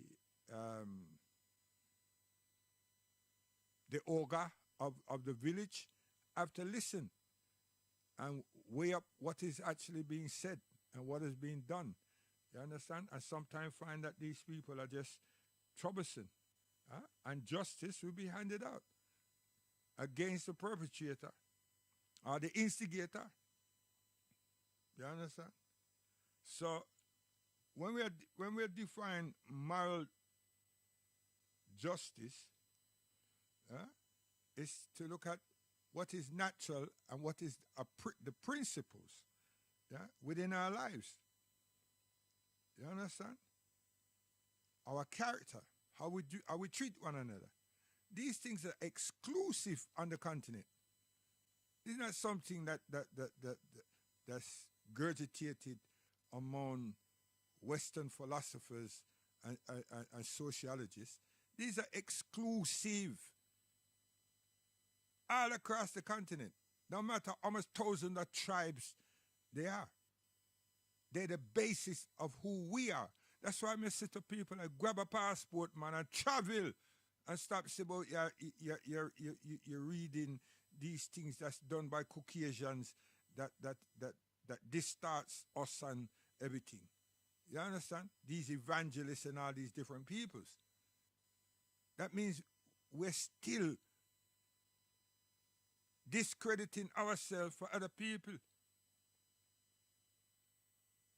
And we have written documentation, of us. This nonsense that is just oral and everything. Wait a minute. The Quran is oral. Al-Islam is oral. Didn't you know that? But it's also got written scrolls and everything. But you can't defeat it. Because true to memorization, the Quran exists. And no two persons that's memorized the Quran, or 3 or 12 or 20 or 100, is going to vary. They're the same. Isn't that classic? Isn't that unreal? Is that what you're saying? Who told you it's unreal? Somebody that don't look like you. But someone want to poison your brain and say, this is Arab. Okay, if it's Arab, how the hell am I reading it like that? How come my son is reading it like that? How comes, you understand? And then you have a proverb say, where 1 and 2 or 3 are gathered, God is in the midst. So how come God is not in their midst and he's over here with us? And not over here, he's with us.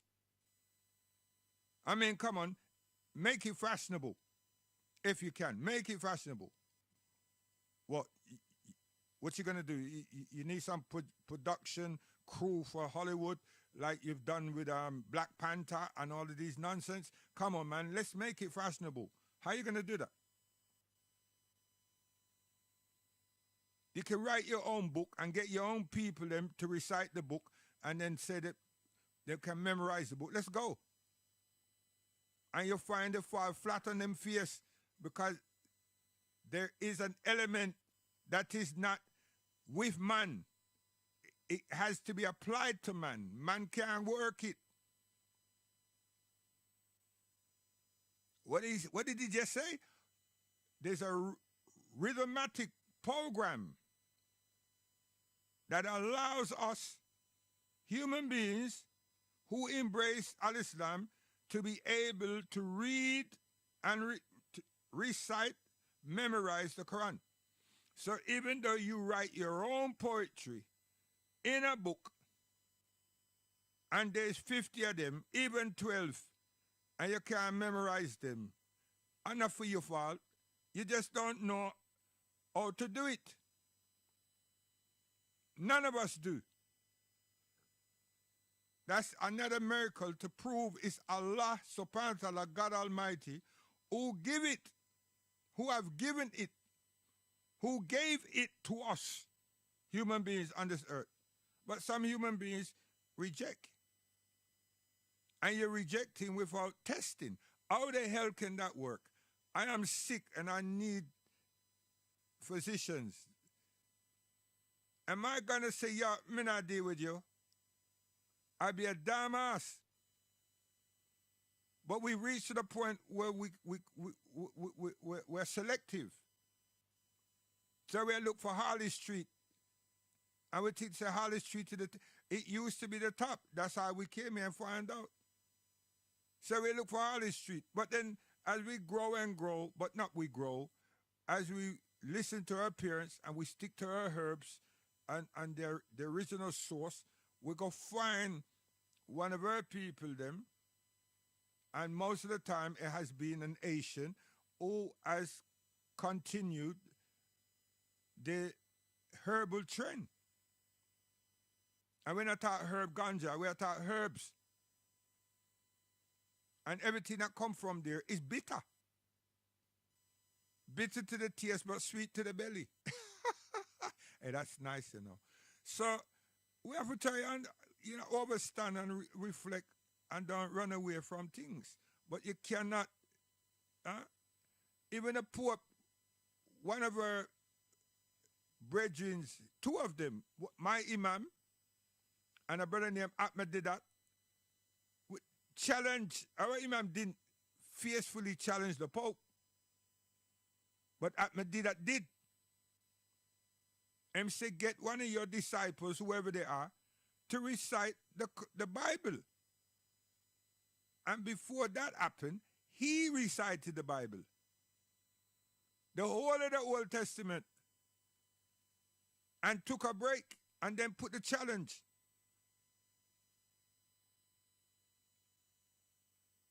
There's a book out there of the meeting of those 2. By the time Abba did that, clear his throat and drink some water and everything and start on the New Testament, the word of Christendom fall flat. Because the question had been, how could a Muslim be memorizing or have been able to memorize the Bible? And the Bible is not for we book. And then you read the verse where 1 and 2 or 3 are gathered together, God is in the midst. And he said, have you not tried it? That was a challenge. Have you not tried it? What, you just read the something? Try it. But it comes with you have to be clean. You have to be pure. You have to be sincere. It comes with a particular set of guidelines and qualities. They didn't know that. And that's their book, not ours. Ours, you have to be clean, but ours is not the one that's at question. We are defining very clearly that we took those instructions very serious. You understand? And the book is not our book. Now, a student of Ahmadiyya called Zakir Naik, the Americans and the British and the French decided this man is too dangerous. Why? Because of his memorization of all scriptures in the world, all the clarity of every scripture in the world, and he's a Muslim. And him have a big television broadcast till them decide to block him. So him can only go satellite in various countries. But one of the major reasons is that his children and other people's children from such a young age of 3 upwards were his students and were his teachers, them students in their organization. That's an educational organization, not a terrorist group. No one was there was beaten. Could you imagine beating someone and say, listen, you got to memorize all this? Because if you don't, this is what we're going to do to you. Are you stupid? I mean, hey, listen there, we're not dealing with James Bonds and all that kind of crap stuff. You threaten somebody, you put them through some duress and make them so scared that you expect them. At the end of the day, they're supposed to do what? Read, memorize, and still attend school, college, and university and everything. Start so much of us to be in jail. Poor children, them, children them are mentally mash up. That don't happen. That don't happen. Nowhere. Jose. You understand? Serious thing. So the Pope, him never start. He never start. And my imam, the Pope kept him over there for 3 days. He never start. And he's a black man with a black African American. You understand? Serious thing. If our imam was meant to heal and stop teaching, we don't know. Because our imam took the invitation and cool. We was his aim and objectives as African people. Descendants of slaves. Captured people. Wanting to return home. Want to know our names and want to embrace God. And we found that there's a high percentage, a high volume of people in the Caribbean, especially Bermuda and so on, were Muslims that was brought out of Africa. Not the Johnny come lately people that people put out there. Huh? You understand? And all through the islands, there are records with names. That's Ahmed, Muhammad, Abdullah, Said, and so forth and so forth. Yes, own and belong to Mr. Smith and Mr. McDougall and so forth and so forth. But guess what? Instead of them have them name Saeed and Abdullah and Muhammad and everything, them give them name as Fred Muhammad and McDougall and all of these things. And they prohibit a lot of them from praying and reading, reciting. But then there were others who were very, very bright, very shrewd, that kept the others in line by reciting, and then someone wrote down. Even in England, you can go to the transatlantic, you can go to the British Museum and see how much documentation, how much Quran is there written by African slaves. You can go to Spain. Well, no, that's outside of the boundaries of slavery, but because we ruled down there for over 800 and something years. Spain happened to be the number one space that we stayed, but we were in Europe for all that time. Civilized them, cleaned them up. The Renaissance were African Muslims and others, not just Muslims, others as well. Right? The reality of all of these things are now found, can be found, and is now made known to you all in Timbuktu, in Shingal, in Mali, in Senegal, and Burkina Faso, all around the place. But we now are not standing there looking for archaeologists. No. We have them, we're deciphering, and we're reading. In my family, them all are read it. Swahili, Amharic, Arabic, and Bantu. Now, you can't mess up with us now. If I want to be challenging, I can go out there and challenge. What for? It's pointless. All I'm saying is get a passport and travel. And don't go there with a Christian mindset. No, just travel. Don't go there, look, woman, travel. Ask questions. Go village, sit down and ask some questions. And then sit to yourself, yo, why does this place look like the Caribbean? Or the Caribbean look like here? Because the colonial man's been there. He deregulated the social structure and the environment. So we supposed to be the people that should have gone back and help them to reclaim themselves and help develop the infrastructure of communities and within the countries. But we haven't. We stayed in England, the Canada, and these places like dumb jackasses, and then wonder why we're being victims within the societies. Because we stayed too long. We outstayed our friggin' welcome. Now we want to call these places our home. How stupid can we be? So what we're receiving, we deserve. Because we're with people that already make us know they don't have no vested interest in our asses, only playing amusement, running around, and running, God damn it. Look at us. We were trying to run away from those demons. Now we're running with Puma, Adidas, Nike, and God knows who else. And the people got a stock clock and stock watch and everything out there saying, this one has gone faster than this other one, and this one is, and yeah, you're going to break the world record, you're going to equal, and all this nonsense. Yo, entertaining Caesars. And then when that's not good enough now, they take us to their dungeons.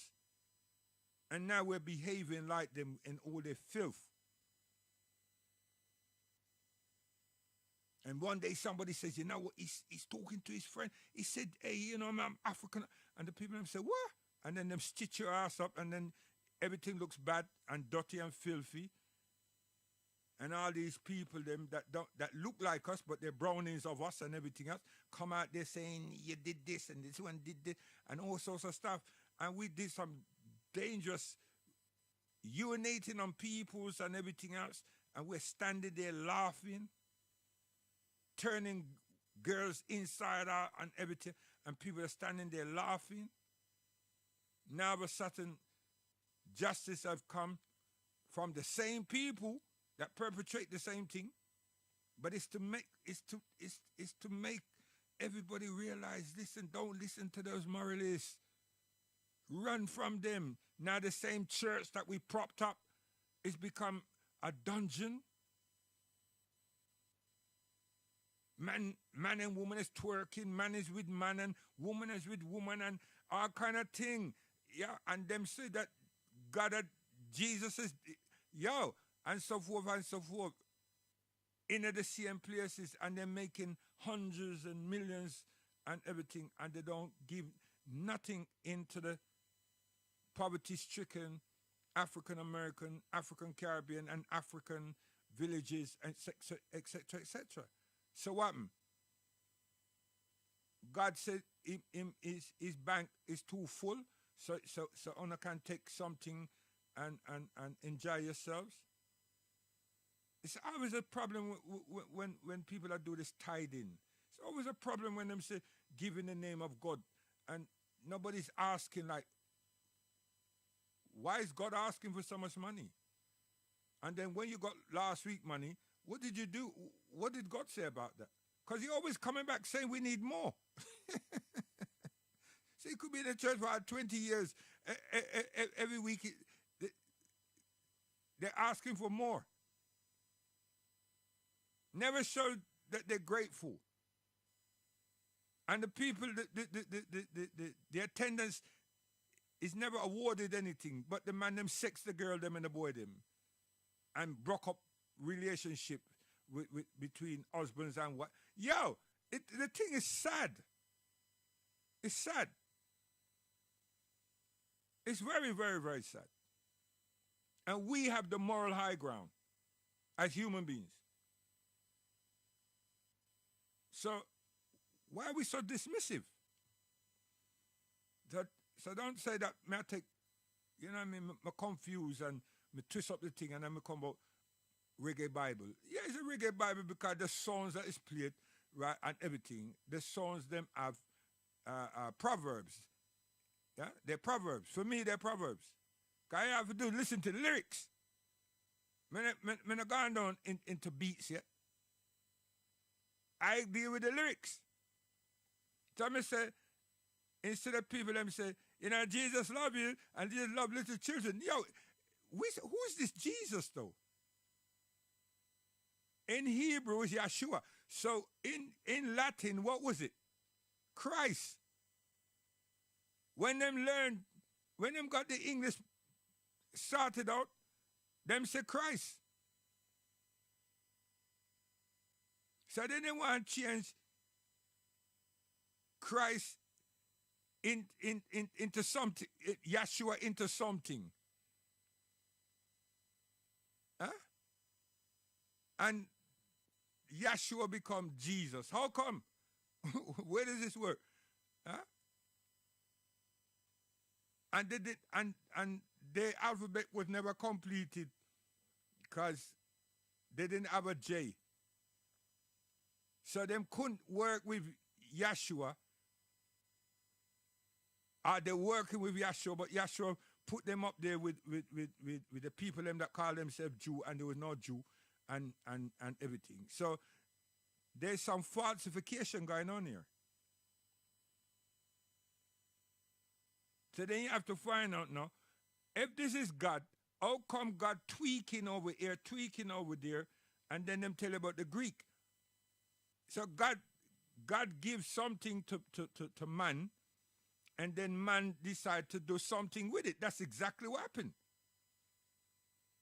And then when them do that something and then tweak it over this, so somebody come back and say, no, hold on.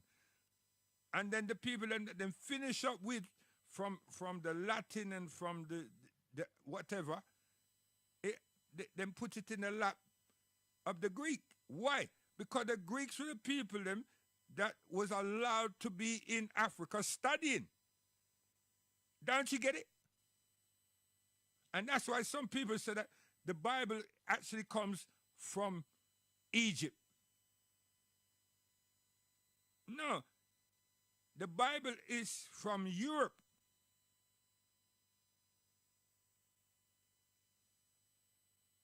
the Torah is from God. And that you need to find.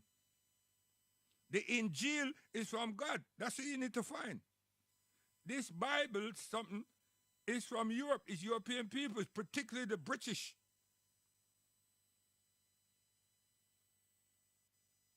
And they have their perceptions and their Indians and their ideologies and everything innate. Are them that persecuted people. Stop going to the Inquisition too quick. Anybody that didn't deal with what they were philosophizing was drowned and burnt and then stretched between animals and everything and a crane. What them call it? It's not a crane. It's a thing that them put you on, tie up your hand, tie up your feet, and then them take this thing that screw it up and them keep turning it and turning it and turning it till the friggin' arm broke, pop, or your legs pop. Huh? And people that cry, them tortured people to be part and parcel of what they were bringing into existence. So where was God in all of this? That's why I say some people don't read, you know. Some people don't research. Some people just listen to Dr. York and all kind of different people, them. Some people like spooky things. And the more the thing's spooky, the more them stay there. Cause, yo, it's like them films, them films that have a lot of suspense in it. You understand? You want to go toilet and you hold it back. and it'll go on and on and on and on and on and on and on and on and on and on. You understand? Them suspense thing. And usually there's some dark, demonistic, murderistic thing. And you never find the justice because it never finish up a court. It's always that some guy that's supposed to be like the big bad guy, he gets away. Him kill everybody else and only him just left. Him and him horse. Right. And sometimes him and a wolf. Right. You understand? And so on and so on. So where does God fit in all of this? Eh? Because if it's God thing, why are you tweaking it? Why are you interfering? And as long as I know myself to right from secondary school, they always changing something in the book. Who gave them the authority? Which legislation? It's always some parliamentary group sit down and the theologians and this and that and we've come of age and and tear.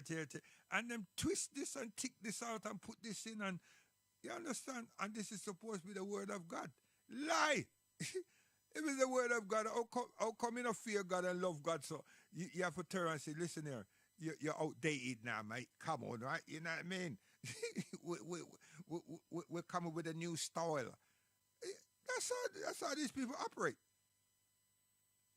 And because the Muslims, we now follow that narrative, and we won't.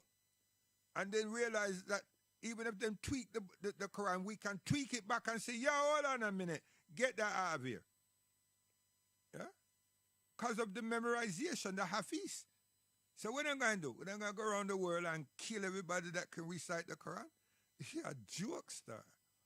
So you see, if that is a miracle, let that be the decision that you make to say, yo, I'm going to live my life this way. You're not joining me. You're joining God and Muhammad. You live your life. You enjoy the world. The world that them put so much limitations on, you would enjoy your world. You would enjoy life. You have to ask yourself, when a person gets sick, them turn around and say, boy, me miss a lot of things, Especially when it's one of them critical sickness. You understand? Now they really want to understand life. What is it was all about? Why didn't I do this? Oh my God. Right? And everything. And yet they keep saying, oh my God, all the time as well. You know what I mean? And then nobody knows which God you're talking about. Because you could have said Jesus is God, whoever Jesus is. You understand? And so on and so on. Right? People have Buddha as God too, you know. But I lie that people them say Buddha, they don't say Buddha God. Right? People that say that, these people say that they're lying. But those people don't say that. Them just say Buddha. You understand? Yeah. They don't use the word God up this. So. You understand? Them people them tell you straight away that there's a higher being. Right? But Buddha is the source to get them there. The vehicle to get them there. And I can appreciate that. Yes, I can appreciate that. I have time for them type of people, you know, seriously. You understand? Because them live a angelic kind of lifestyle. Serious. Anyway, so we have to stop sinking and trying to learn to swim. We have to stop that. And, you know, we're old now, but we need to clock some things and help our children and our neighbors' children and everything. We have to help one another. It's not about persuading somebody that this is the right way, you know. It's about how we conduct ourselves and our affairs. We're consumers. Now we're dealing with vulgarity. We're stripped, abuse, offend our women.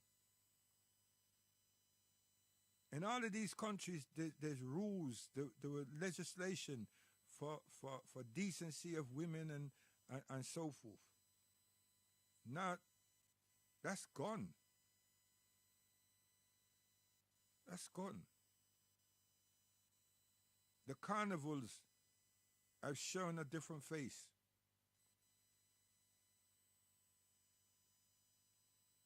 And it's so embarrassing all across the earth.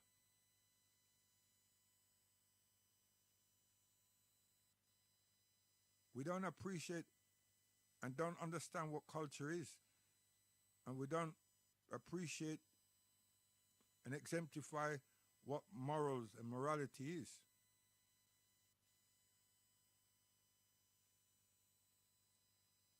We've gone down the road of Gomorrah.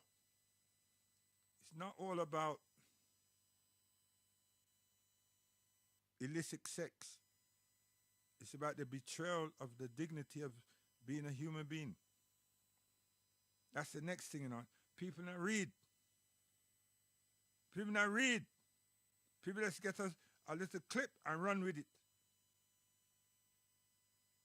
And that's the decadence that we've been in the last 20-something years. Because it comes in gradually, and no one is out there saying, huh? And then it went straight into these mega churches and no one's saying nothing. You can go to America and look up court justice and everything. And you see that it seems like the only people that are criminals are religious people.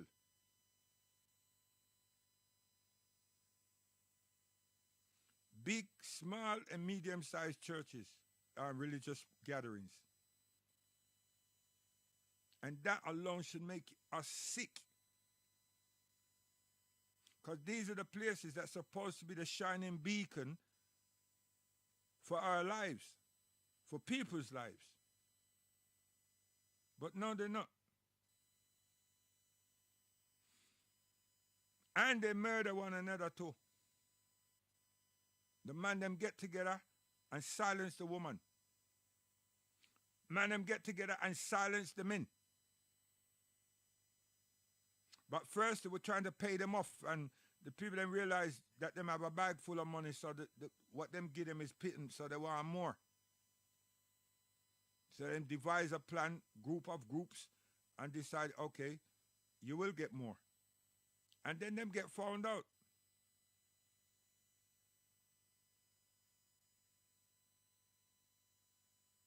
The most of the cases, the majority of the cases, more than 80% of the cases are African Americans. And here, sir, England, same thing. And the churches, them, the majority of the churches, them are closed, but are opened by us Caribbeans and Africans. Even schools and colleges are open from Friday, Saturday, and Sunday for congregational worship, gatherings. Me not see no supermarket. Me not see no bus service. Me not see no supplementary and state school, uniform Harambe schools. Me not see that.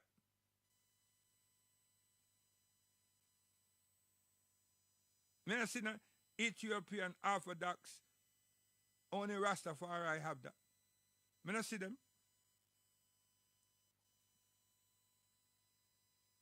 So what have we been doing? And the sound system them is European punks. They're not reggae sound systems. They're sound systems that's playing acoustic sounds.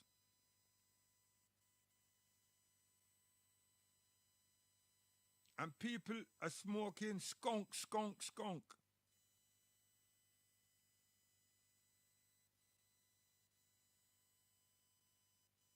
If I say now that there's a group of us from Atney and Islington that was told that this is going to be something that we're going to actually see, because once the Caucasian get involved, it's the transformation of what is, because they know the power of it and what it means to us.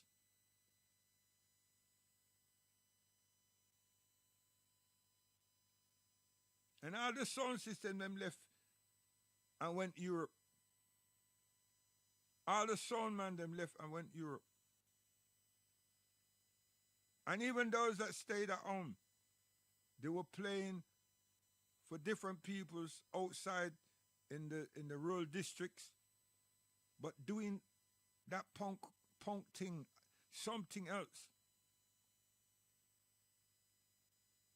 People used to say it's because they weren't saying Jah Rastafari. Why you said that?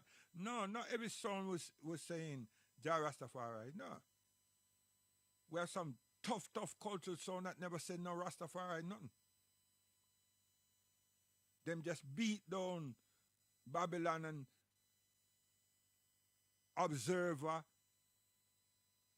Lee Perry, Dynamics, and so on and so on. We had hundreds of studios, you know. So them just defend.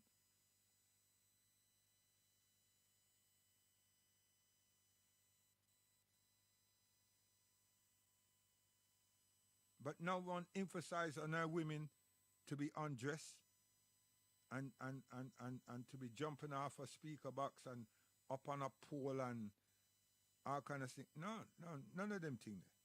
Nobody never say your mother this and ex your mother and no. That was not us. That was not in our vocabulary. That's something that somebody lose their teeth, they lose them face for. But we didn't have to do that because it never was around and about us. But when it come, we're shocked. A lot of us is shocked to think that a one can stand up there and say that and no repercussion. We expect fist to cough and headbutt and kick and nothing happen. The other person will turn back and tell him about his mother. Right it. And then you have a cussing match and we're not hearing a record yet and the dub plate.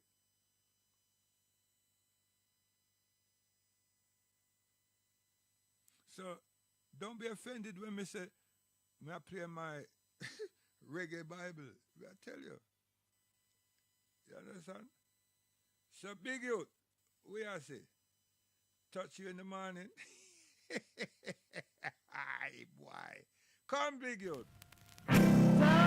Yeah man, his name is Augustus Buchanan. You know him by himself and him family. Him they sell more record than Bob Marley, you know. Not Bob Marley, more record than the Whalers. Big youth. Big, hey, Augustus Buchanan, a very bright person. and him get for no international marketing. Go on, my son. Touch me in the morning, then just walk away.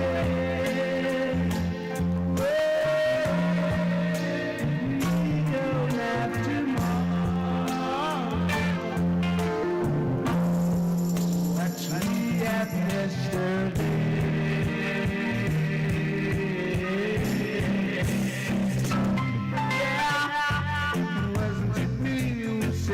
Nothing good's gonna last forever. And wasn't it me who said you'd just be glad for the times together? It must have been hard to tell me that you gave him all you had to give. Can understand you feeling tonight. Everybody's got the right to live. Well, I can't say goodbye in the cold morning light. And I can watch love die in the warm of the night. If I've got to be strong, don't you know I need to have you tonight? Everybody, know I need to have you. To Valentine, your hands and touch the morning. Whoa, yeah. Then just close the door.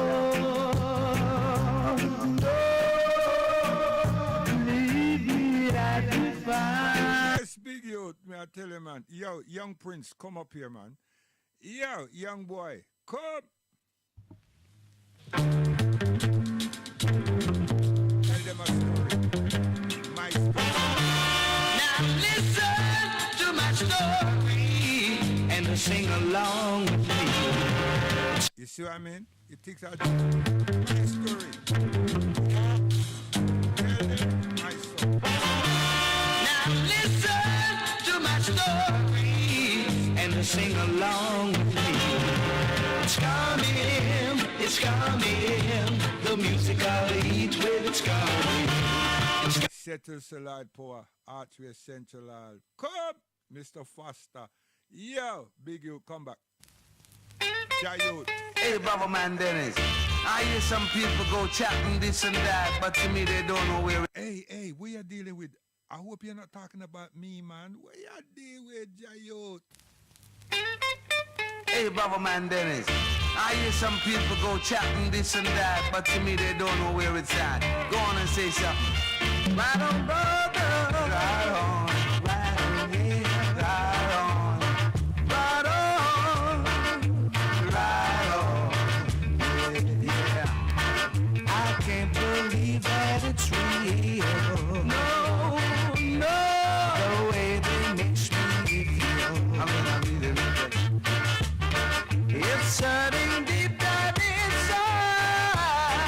Yeah, because it always feels like I've been time. Right on, brother, right on. Right on, right on, right on, right on. Yo, Ivan, laugh, feel good, Set him off. Now tell him.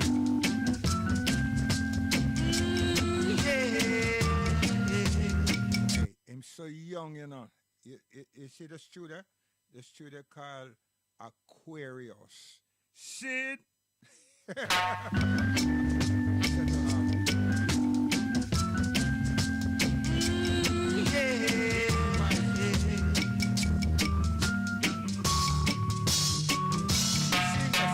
It's impossible. What for? Tell the sun to leave the sky. It's just impossible. It's impossible. Ask a baby not to cry. It's just impossible. Oh yeah.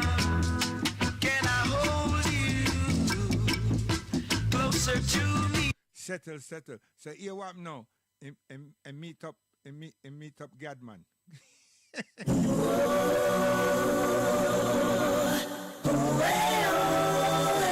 Him never meet up Gadman. Or Gadman meet him up. You understand?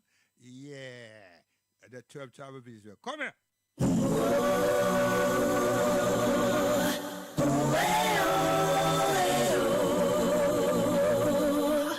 No, we have to go first. We have to go. No, that's Delroy. Oh gosh, man. Yeah. Him never meet up Slim. That's Delroy.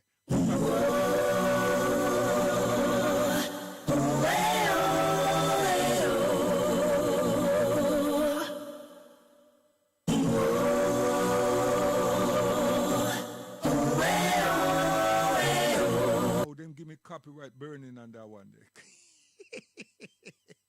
Yeah, so we have to go all the way. Hey, we have to bust all like 20-something years now. You understand? And come all the way around to yeah. Come here.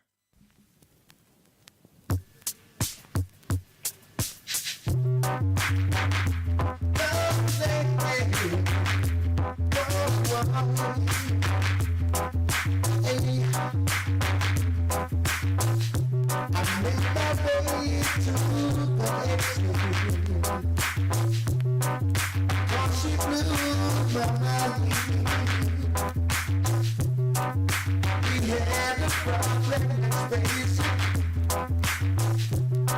And this girl couldn't stop me. No. Instead, she made me run away.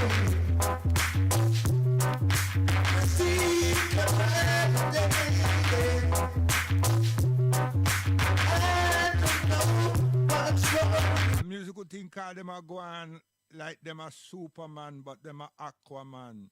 You understand? Only be played by the 12 Tribes of Israel, Jala music. See it, come.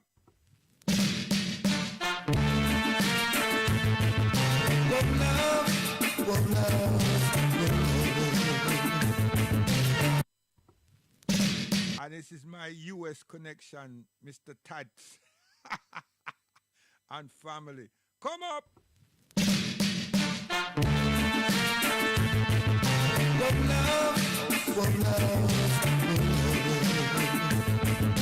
Hey, the lips that I be kissing, how sweet, and I'm just reminiscing, my baby, how sweet, the love I make with you.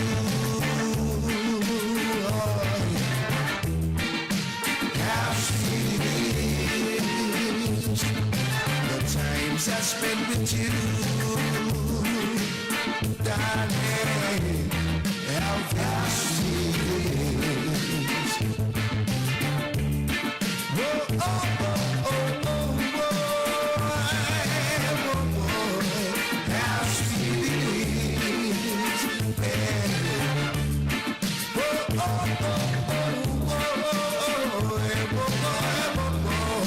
how very sweet it is. The very thought of you, how sweet. And me that, you know, you hear them hand section there? Yo, here comes another young boy. You understand? Well, he's not that young, but, you know, come here.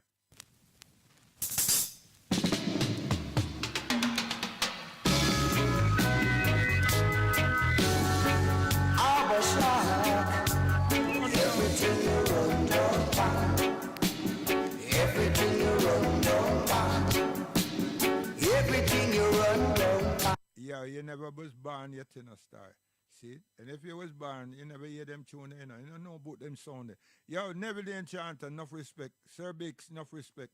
Yes, come here. Oh, Duke Reed.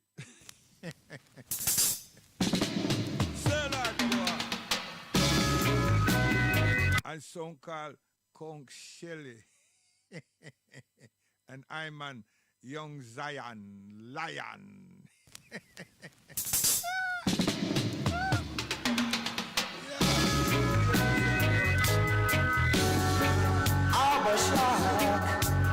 Everything you run down pan. Everything you run down pan. Everything you run down pan. Everything you run down pan. Hey, and if I enter, you ain't at the red. And if I pat you up, the bubble on top. There isn't a single thing you don't want to push your nose in. Everything you run down pan. Watch ya now. Everything you run down pan. I will say, when I go through, believe me. When I go through. And you see, if you don't have the money, you can't go in. You can't enter. Come.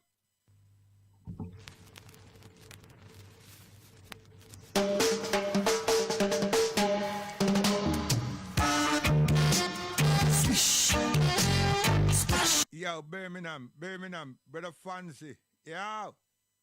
Enough respect. Harville there again now. Ivy, come. Birmingham.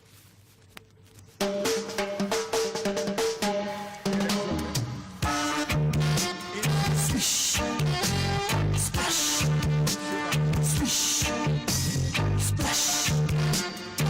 Go along, just get Go fast, down there and see. Fisherman catching fish with hungry belly. Great that got it to the shore. We will enjoy. Go fast, down there and see. Fisherman catching fish with hungry belly. Pray that we make a big catch. Pray that we will enjoy. Travel so far in the deep, looking for something to eat. That's a great feeling. Are the wickedest mind about the place, me, Harville. Come here, Blackie. Yo, listen.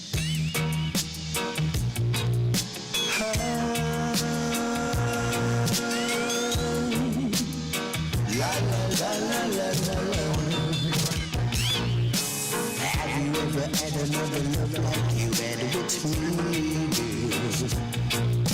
Have you ever found another man like you found in me, girl? Can you honestly say this, that you don't miss my kiss? I told you when you were going away that you would return to me one day. You say you'll take your chance, try to find a new romance.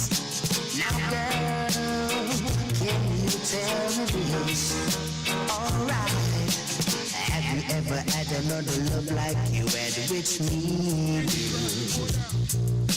Have you ever found another man like you found in me? Can you really tell me this? Man, they want, squeeze it, come.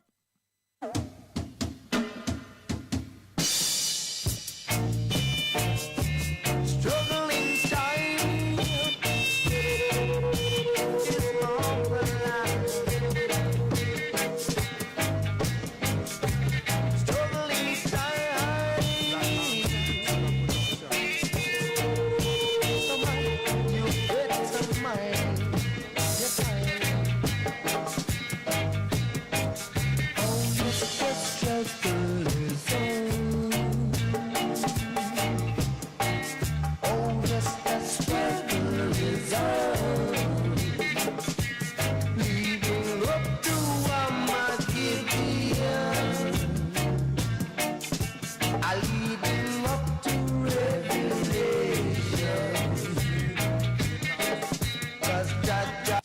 Stop it. Come again, Shook. Come.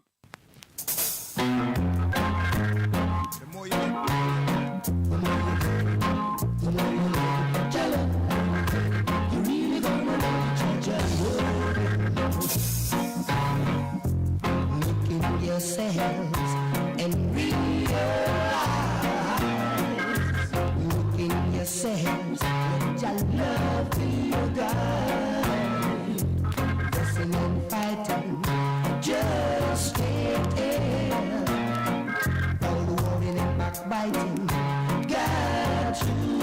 a sound, man. What a sound. Come here.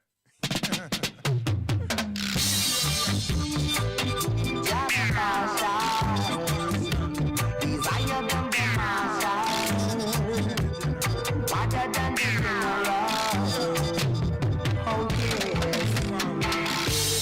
Killers, Ethiopians. Killers, Ethiopians. Killers, Ethiopians. Shall go down in a Babylon. Shall go down in a Babylon. For them about to the bribery. Some men worshiping vanity. Many in high places. Yes, they left many evil traces. So I say, killers, Ethiopians. So I make a phone call to me brethren and say, yo, hear what? I want this tune in now. Make this tune in, man. Come, watch out. Come. Big bad tune. Every time they sit back, man can come on the street. Yeah, easy my street.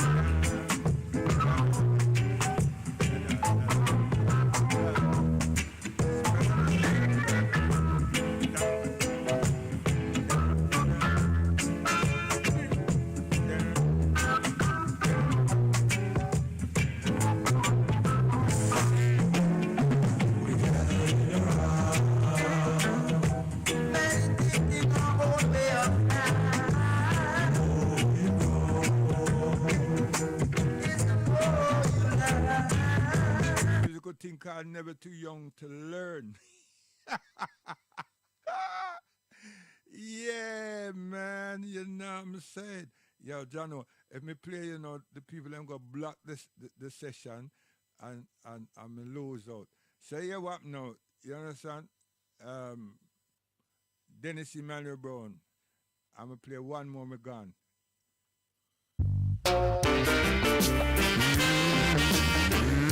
I see road, yeah. Cold. I see road. This happened to be cheaper tone. You understand? Yeah. Them youth there was bad. Them couldn't bad no more. Yo, come up. I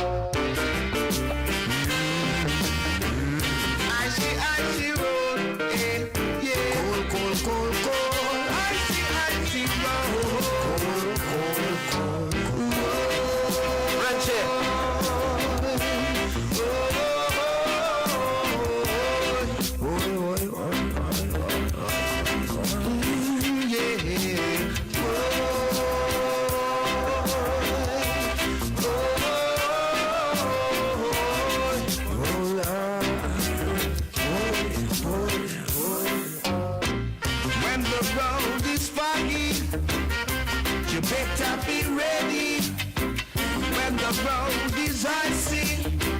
Yeah, them hands there. Your hands you know best, man. I will about. So we are say guidance to God, you know, because we give you a whole heap of thing now and everything. Nah, Aisha, nah. What? We play how sweet. Oh yeah, Tyrone. Yo, Aisha, you're good, you know, you're good. I'm a daughter that, you know, shit. Sure. You just like me. Come! Tyrone Evans. Come on,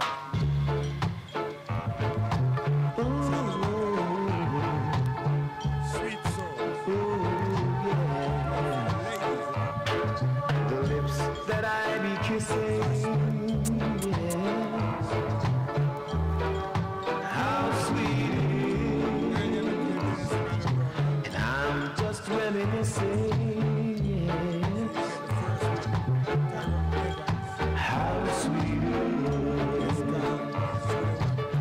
I make with you, yes.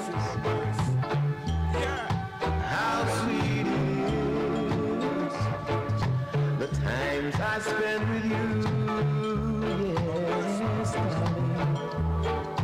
how sweet it is, yes. And we're coming with the women them, you know what I mean? Yeah, proper.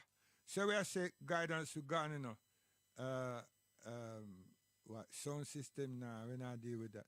We're gone. Give thanks to those who just come in and everything. You see the children them up there? Yeah, man. I will promote all the good things them, you know. You see? And you must know, say that them have them ear levels and everything, you know. So me just show off, say that they were not bookworms, you understand? But them not go out there and reveal them body and get involved in illicit behaviors and, you know, star. When we are the parents, we come with guidance. Nothing by force, you know. You understand? And them can dance. You think a joke? Come up here. Now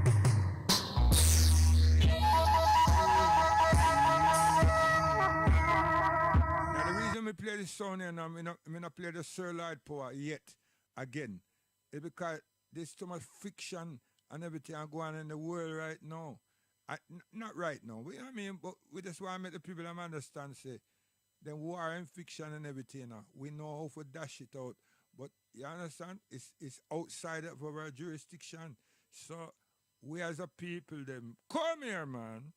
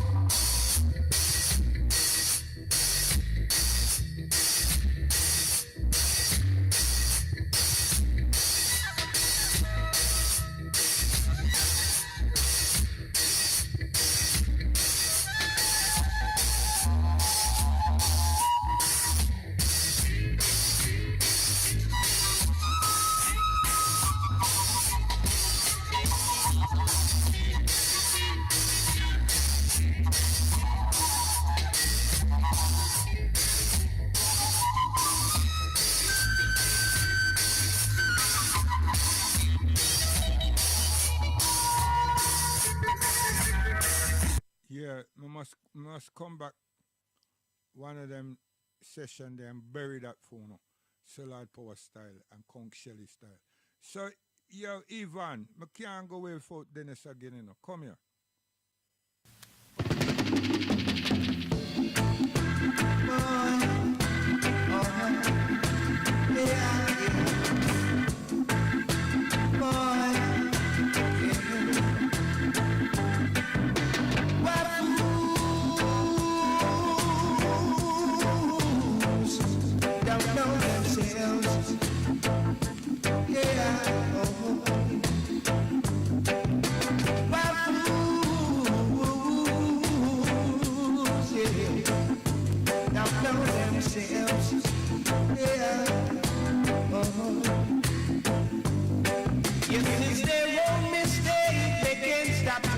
To stop and change the time.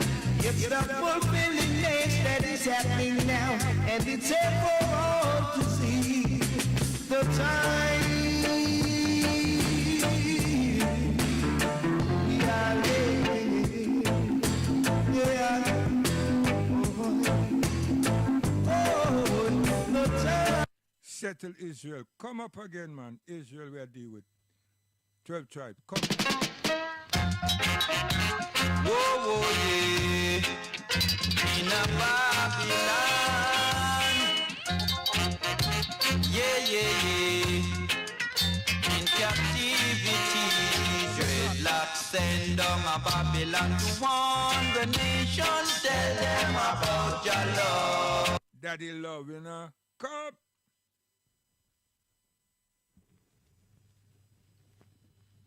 Yo.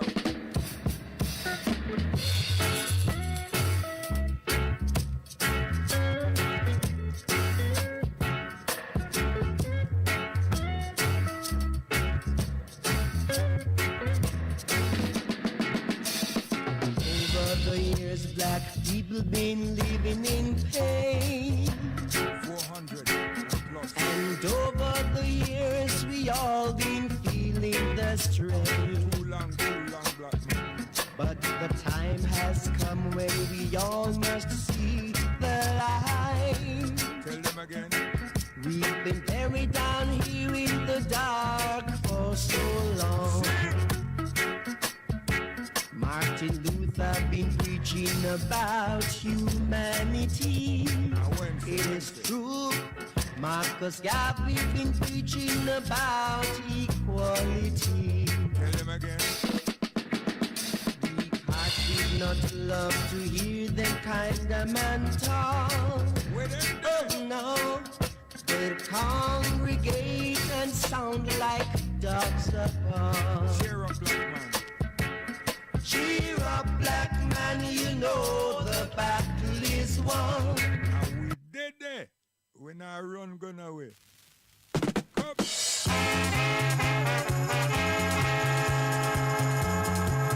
Express yourself. Jump around the front row.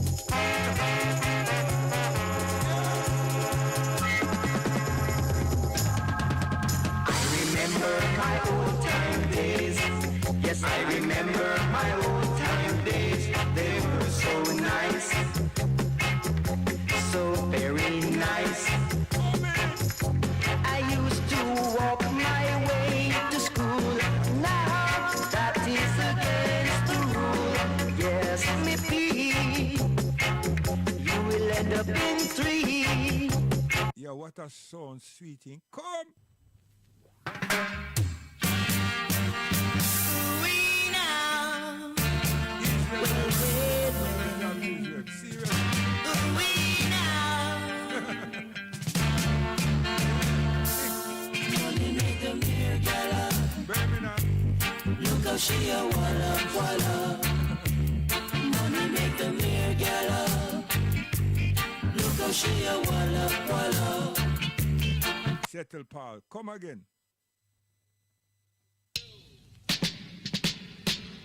Where were you when we was passing through great tribulation, victimization? Say you never on ya, say you never on ya, say you never on ya. When I suffer. See, you not go on to them dance, the 12 tribe dance. Come. Children of Israel, this is a time. Time is enough. Time is enough. Live in unity. All we know the sounds of slaves. Yes, we are. Yes, we are. All we know the sounds of slaves. Yeah. All we know the children that run away from. See, I saw we stay. So you see now my reggae Bible, any direction and dimension we take it, it just works. so me design, you know what I mean? So we say give thanks, share, make a one know say me there. You understand? And yo, the chat is there, you know. Put something in the chat and say, yo, best, hear what? Do this, do that, don't do this, don't do that. Say, yo, this don't cost me. You understand me? And everything. So things work, you know what I mean? And what you think about the conversation where I run with Islam, because I put up my brethren, I put up my imam up there, you know. Fresh. Fresh. Him younger than me. Fresh. You understand? And we deal with development. We not deal with talk, and I do nothing. Cause if you not see what my daughters have done in Uganda, and I go like, wait, how come? Where you get the money from? I saw people going, where? Oh, you get that, and we get that. You understand? My in-laws, them give me the land. Allow it for use the land. Huh? But we build school and we build what the place, what the thing name for orphanage. You understand? 4-story orphanage, you know, accommodating having 40 rooms, not box room, you know, room. You understand? And at least 15 of them have ensuite. You see? Yes, for the elder children them. You understand? At that, now I have to look for my house now on the same land.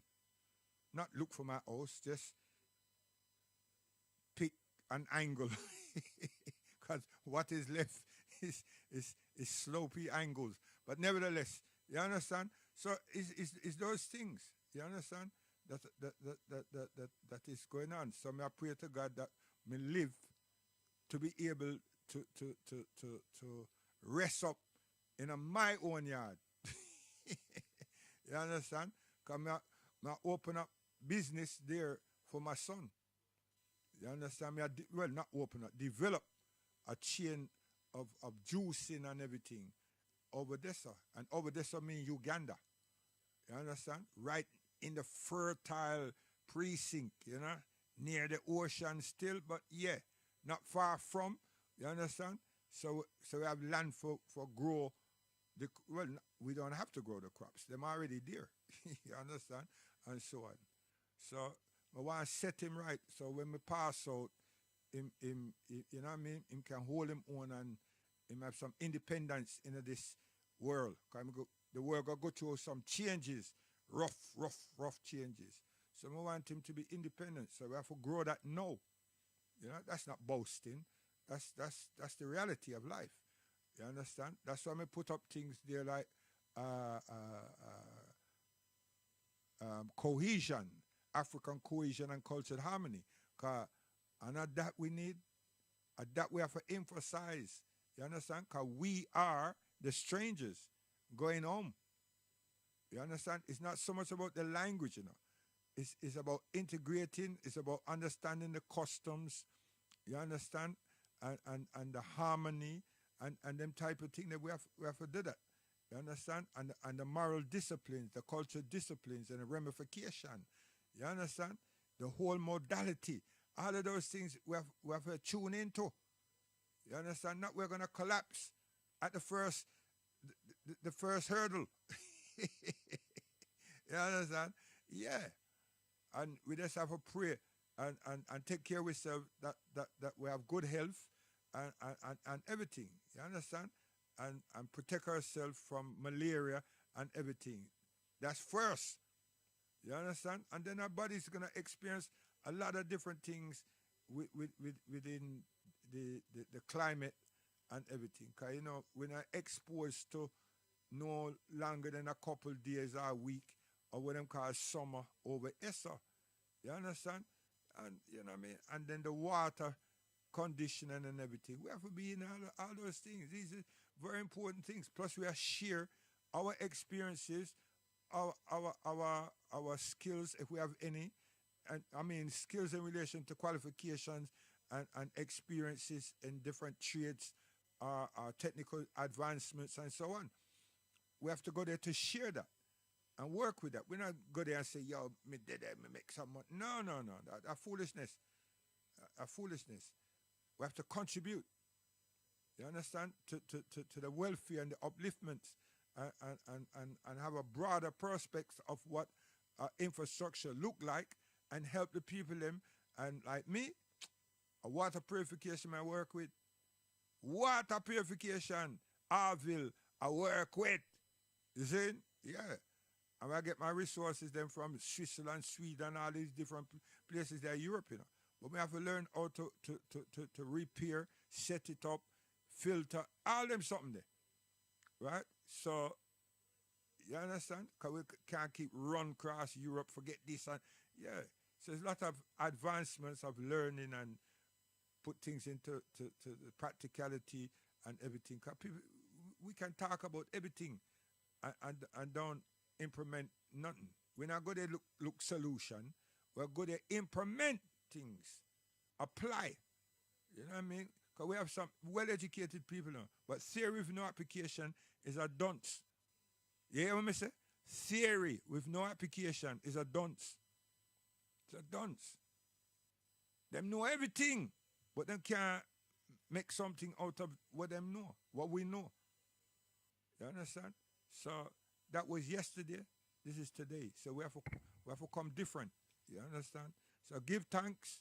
I appreciate whoever.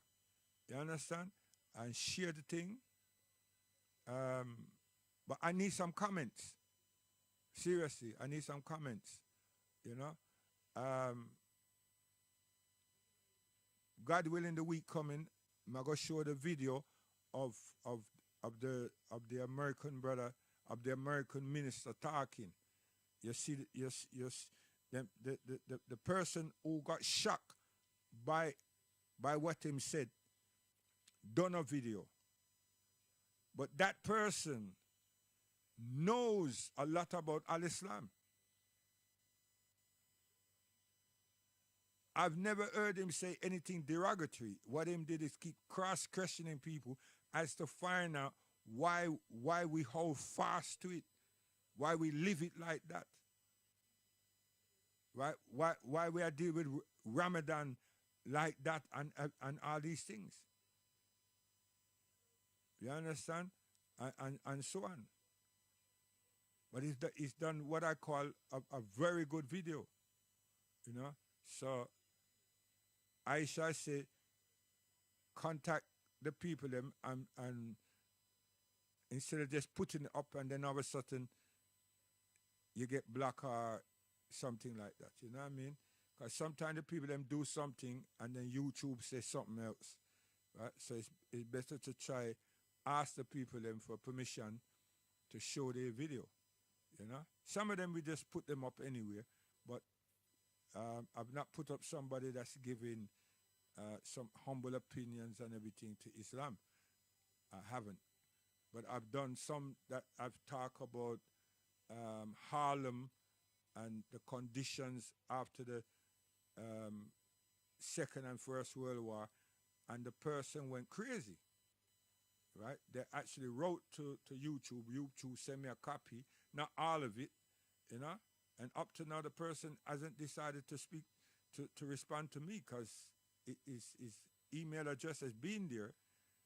I mean, I said to him that I apologize for using it, but I would do it again because he's put some factual things up there. He did not make statements.